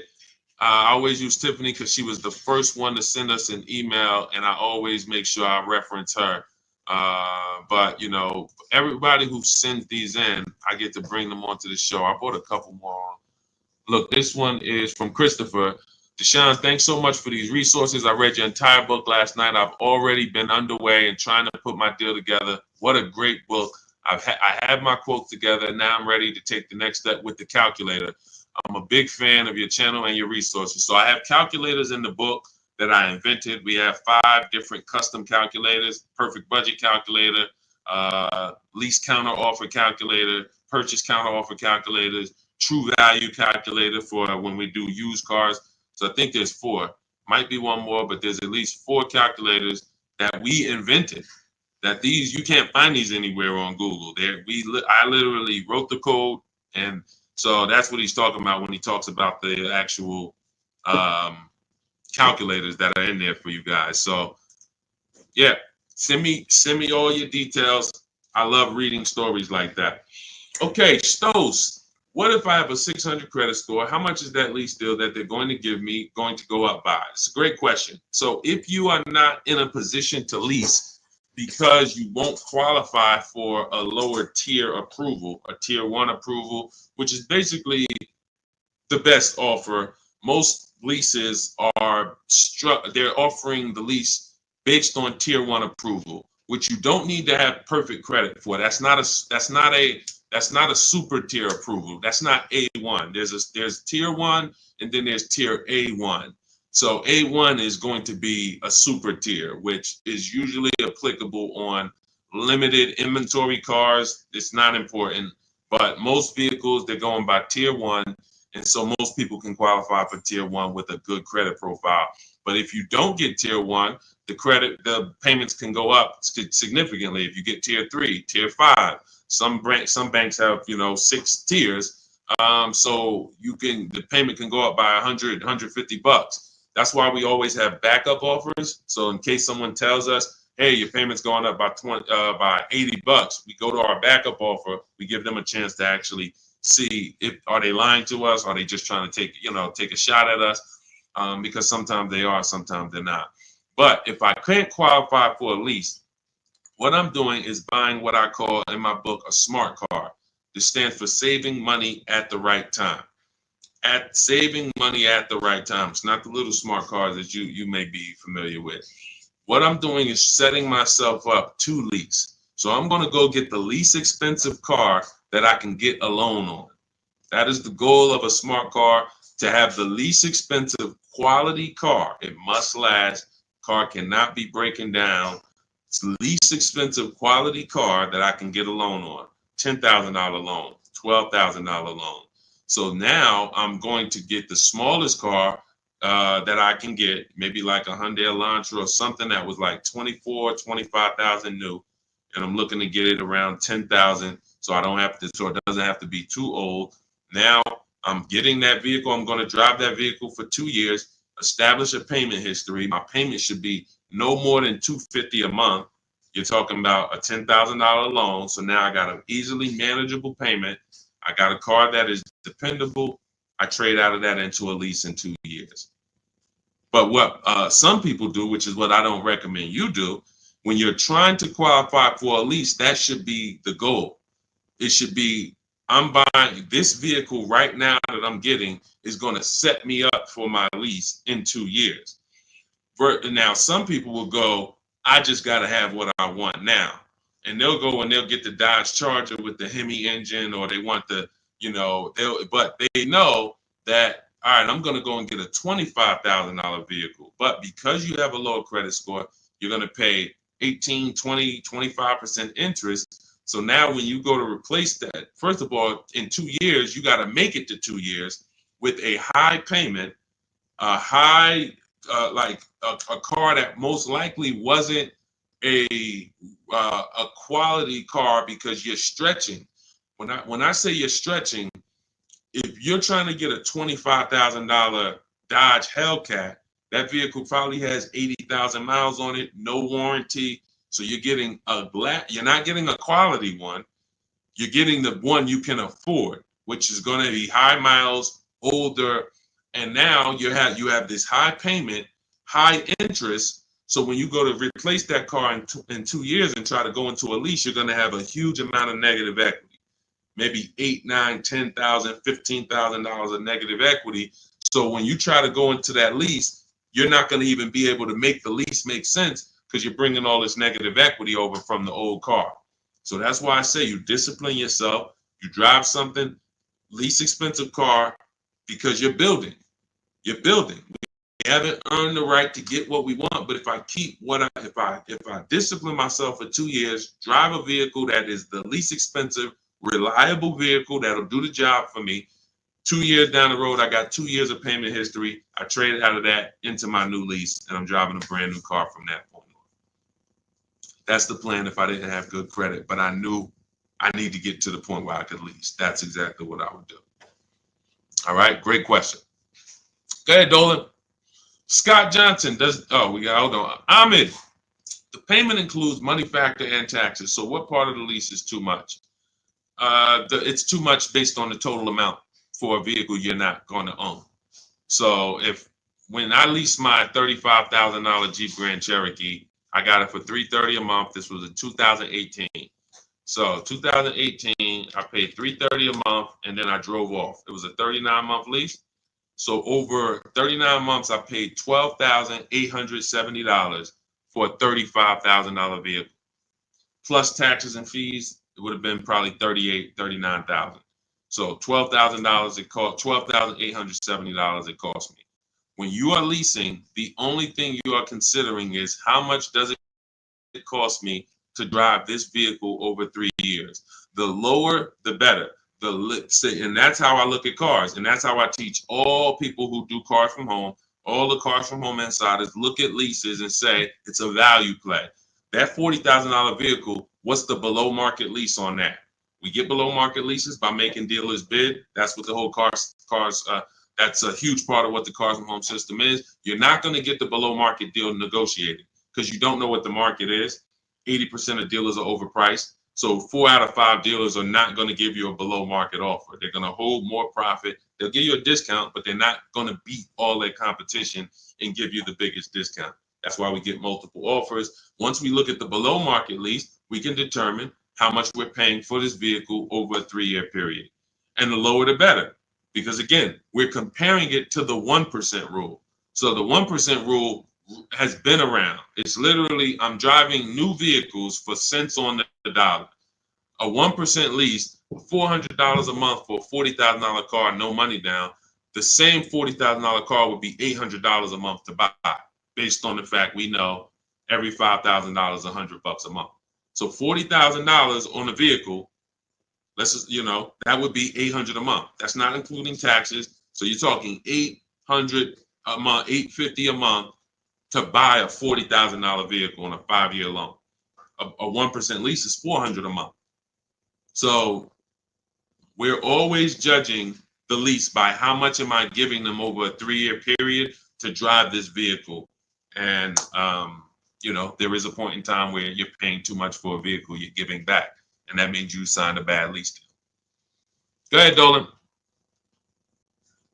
All of this is in my book. I teach you about the 1.5% rule and why we don't sign leases over 1.5%. All of this is laid out step by step. That's a huge part.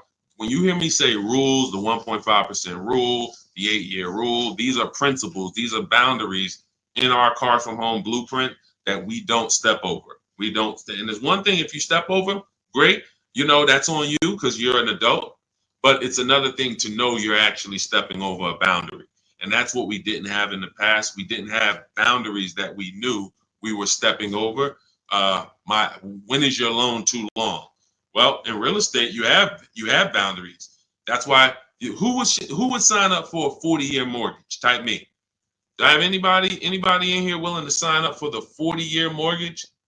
Anyone? Anyone willing to sign up? You're a smart person.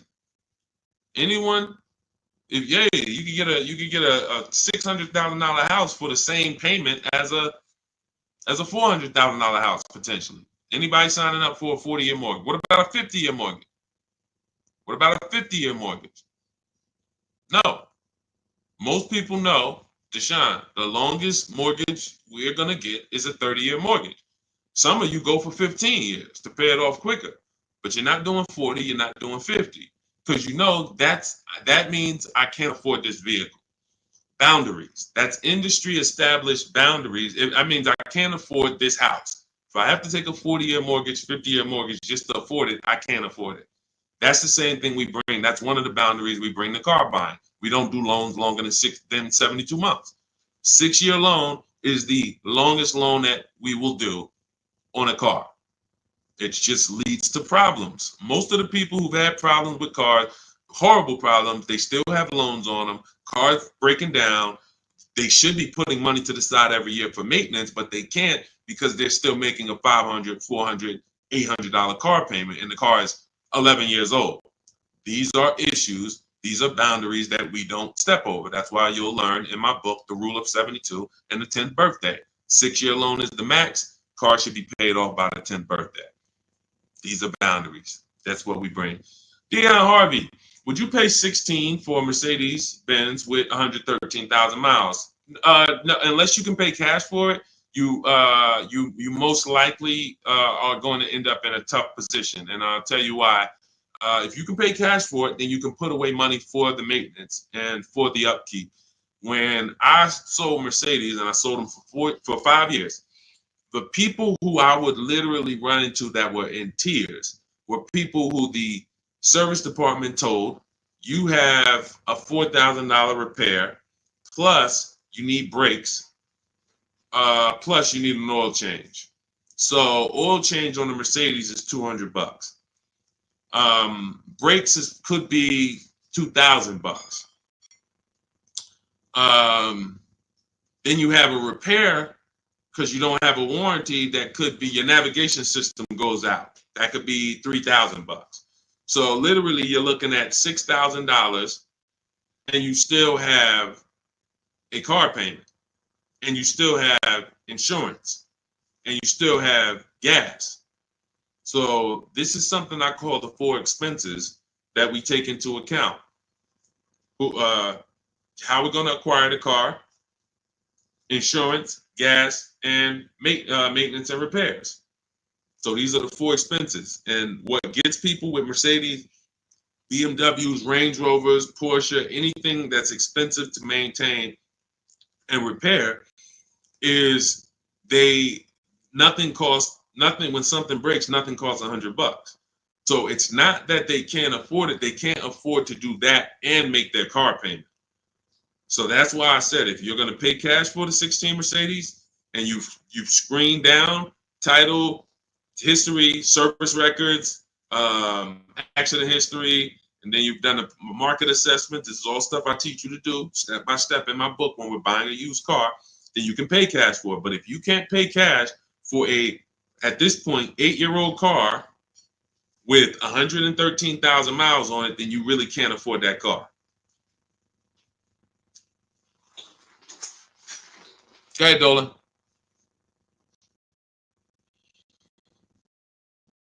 Any Euro car after $100,000 is a money pit. That's why you can get them cheaper. And listen, if you know, you can have vehicles that were well taken care of by people and they just went to upgrade their model. There are plenty of people who baby their cars, their BMWs, their Porsche. They've done all the maintenance. Now they get to 100,000 miles. They might have had it for 8 years and they're ready to sell it.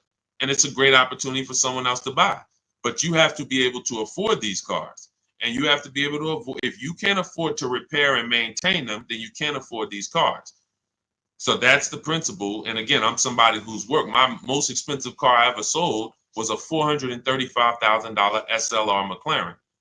So I've had plenty of people who had, $200,000 Maybachs and, $180,000 S63s. Like, there are principles of affordability that safe people, conservative people follow to make sure they're not getting in trouble buying these expensive vehicles. And then there's people who don't have these principles and they're buying less expensive vehicles, lack of quality, and they're basically shoehorning their way into the vehicle with a loan, but they can't afford the vehicle because they can't afford to maintain it.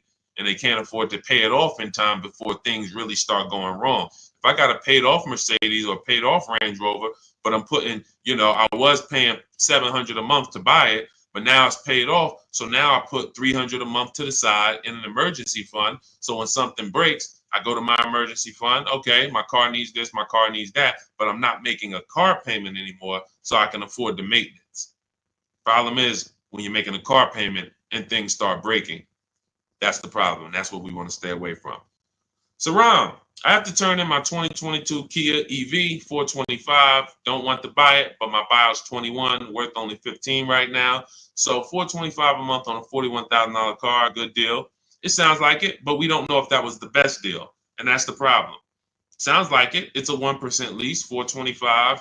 If you put no money down, and you literally just signed the deal for $425, gave that to him, and drove off at $425 a month, then that's close to a 1% lease. And that's but we don't know if that was the best. And I'll give you an example. So Zafrina was shopping for a Jeep Grand Cherokee. She had one coming off lease. She ran her equity assessment just like you. It was no equity in it, so that means she's just going to return it. If there's no equity in the lease, we just return it. When it's done, we start shopping for our lease, just like normal. Once we make our last payment, we get out, we start shopping using our system. Now we get our offers. She gets offers on this Jeep Grand Cherokee Limited, and she said it was about 1.2%, which is a solid deal. I mean, 1.2%, great value lease. But she said that the dealer who won the bid, who she was about to choose, said that because she was coming out of a 1% lease that I had helped her get going back to 2021, right before the pandemic, maybe 2020. She was coming out of a 1% lease. So she was really trying to get back to a 1% lease, not go up to 1.2. So the dealer said, this other vehicle I have, this electric one, I could get you to 1% on that. So she asked in our group, because this is people who shop with Deshaun. If you want to shop with Deshaun, if you want to learn, depends on how you learn. Go to my same bio and you'll see buttons that says, see if you qualify, shop with Deshaun. But I do work with people who want to actually shop in a different way. Blueprint is for people who like blueprints. If you are a blueprint person, Deshaun, give me the blueprint. That is my Cars from Home book. It's the ultimate blueprint to below market deals. That's why I show all of these people who actually used it and wrote about it, and you can read the reviews on it. But when you see these Facebook posts, these are people who have been working with me and in my private program. But anyway, let's get to the point. She now says, should I take the 1% on the different vehicle? I said, you got to you have to reach out to all the dealers that emailed you about the original Jeep Grand Cherokee and now give them a shot, because now that guy might be offering you 1%, but you don't know, is that the best deal? Just because he was going to give you the best deal on the normal version, he beat everyone else. That does not mean he's giving you the best on this electric version. He could be using this as an opportunity to make a little more money on you.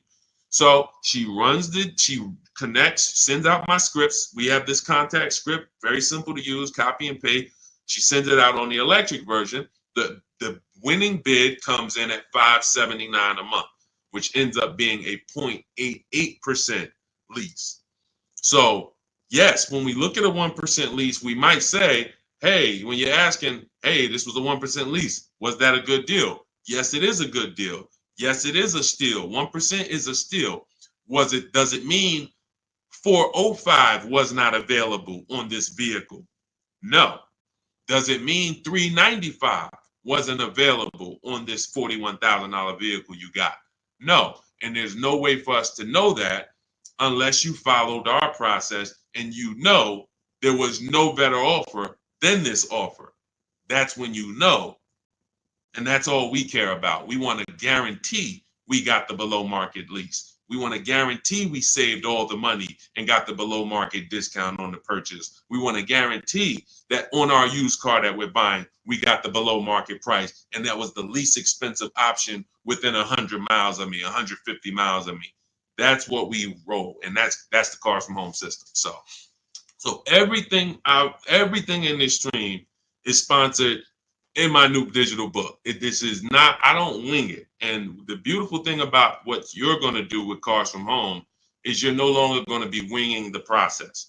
This is the second most expensive purchase that many of you will make. And some of you who don't own a home, this is the most expensive purchase that you have made so far. And every single time you make a 5-figure decision on a car, you add these up and you can see I've made $100,000 in car buying transaction decisions over my lifetime. What is my process for getting below market deals? What is my process for not paying what everyone else is paying?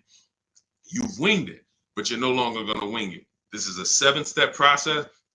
In the book, I have links where you can stay right on task. If you're on the lease path, you're not looking at new cars. You're not reading about purchasing used cars. If you're purchasing a used car, you're not using the system on leasing. You're not using the system on new cars. You're on the used car path. That's the way the book is. It's linked and it warps you to the areas so that you can stay on task and not be learning everything about leasing and buying and used cars and new cars and bidding. Or you don't need to learn all that. We just need a path for you that you can follow step by step to get to your below market deal. And that's the way the book is set up. So it's 5 stars. You can get your copy as part of my welcome offer to you for 75% off. It's normally $97, but for 30 minutes only, you get yours for $24. That's 75% off. It'll be in your inbox in 5 minutes, and you'll have everything for the rest of your life to use when it comes to leasing. If your spouse wants to buy, your child wants a used car, you can open this blueprint up at all times and use these strategies that you paid $24 for. Now, if you missed it and you didn't get there before the 30 minutes is went to zero, then you'd have all these strategies and you paid $97 for it. It's still a win. It's still going to be in the top 3, top 5 most valuable books you've ever owned to your bank account. That is the biggest thing. This book being valuable to your bank account. So go get your copy for 75% off. Click that picture of me in my TikTok bio. Click that picture of me on Instagram. Go to that website in my bio, and then you'll see the button that says 75% off welcome offer. YouTube, you have a comment in the, you have a comment for your 75% off in the comment section. Same thing on Facebook. Get there, use it. Make sure you send me all of your deals. Email me with your deals. Every time you make a deal, I want to see it. Deshaun, look at this deal. My biggest thing is seeing the money you are paying for these cars. I want you to be like all of these people who send their deals in. Look, this is what it's about. I don't want you just getting a car. We'll be excited about the car too, but I want you just as excited about the deal you got, because once you see below market deals and you see how different they are than market value deals, or God forbid above market value, you're going to see that you'll never go back. And then I just want you to send me, I want you to help me see what every below market deal look like. Right now, we know the below market deal on this Mercedes that Milligan got is $27,000 off. That sets the market. So if anybody got this same vehicle, the same vehicle that she got, and you didn't get $27,000 off, you overpaid. You know, we know Sean set the market on this on his F-150 Lightning. Some deals are, look, Kimberly set the market on this Maserati Greco that she got earlier this year. She said, look, it was $20,700 off. They gave her sitting at home, getting a bid, a brand new, never before owned. She's the first owner. She got $20,700 off. That's the market value of that vehicle at the time. If somebody got $10,000 off, they paid. That's an average deal. They overpaid by $10,700. So we get to set the market for these vehicles using these shop from home strategies, and that's what I want. I want you empowered. I want you guaranteeing that you save, that no one else paid less than you. And that's the empowerment. You do that right from home, right from your living room. So I will see you all on the next stream. Grab your book. I'll see you inside the book. And God bless you. Let's keep unlearning and relearning.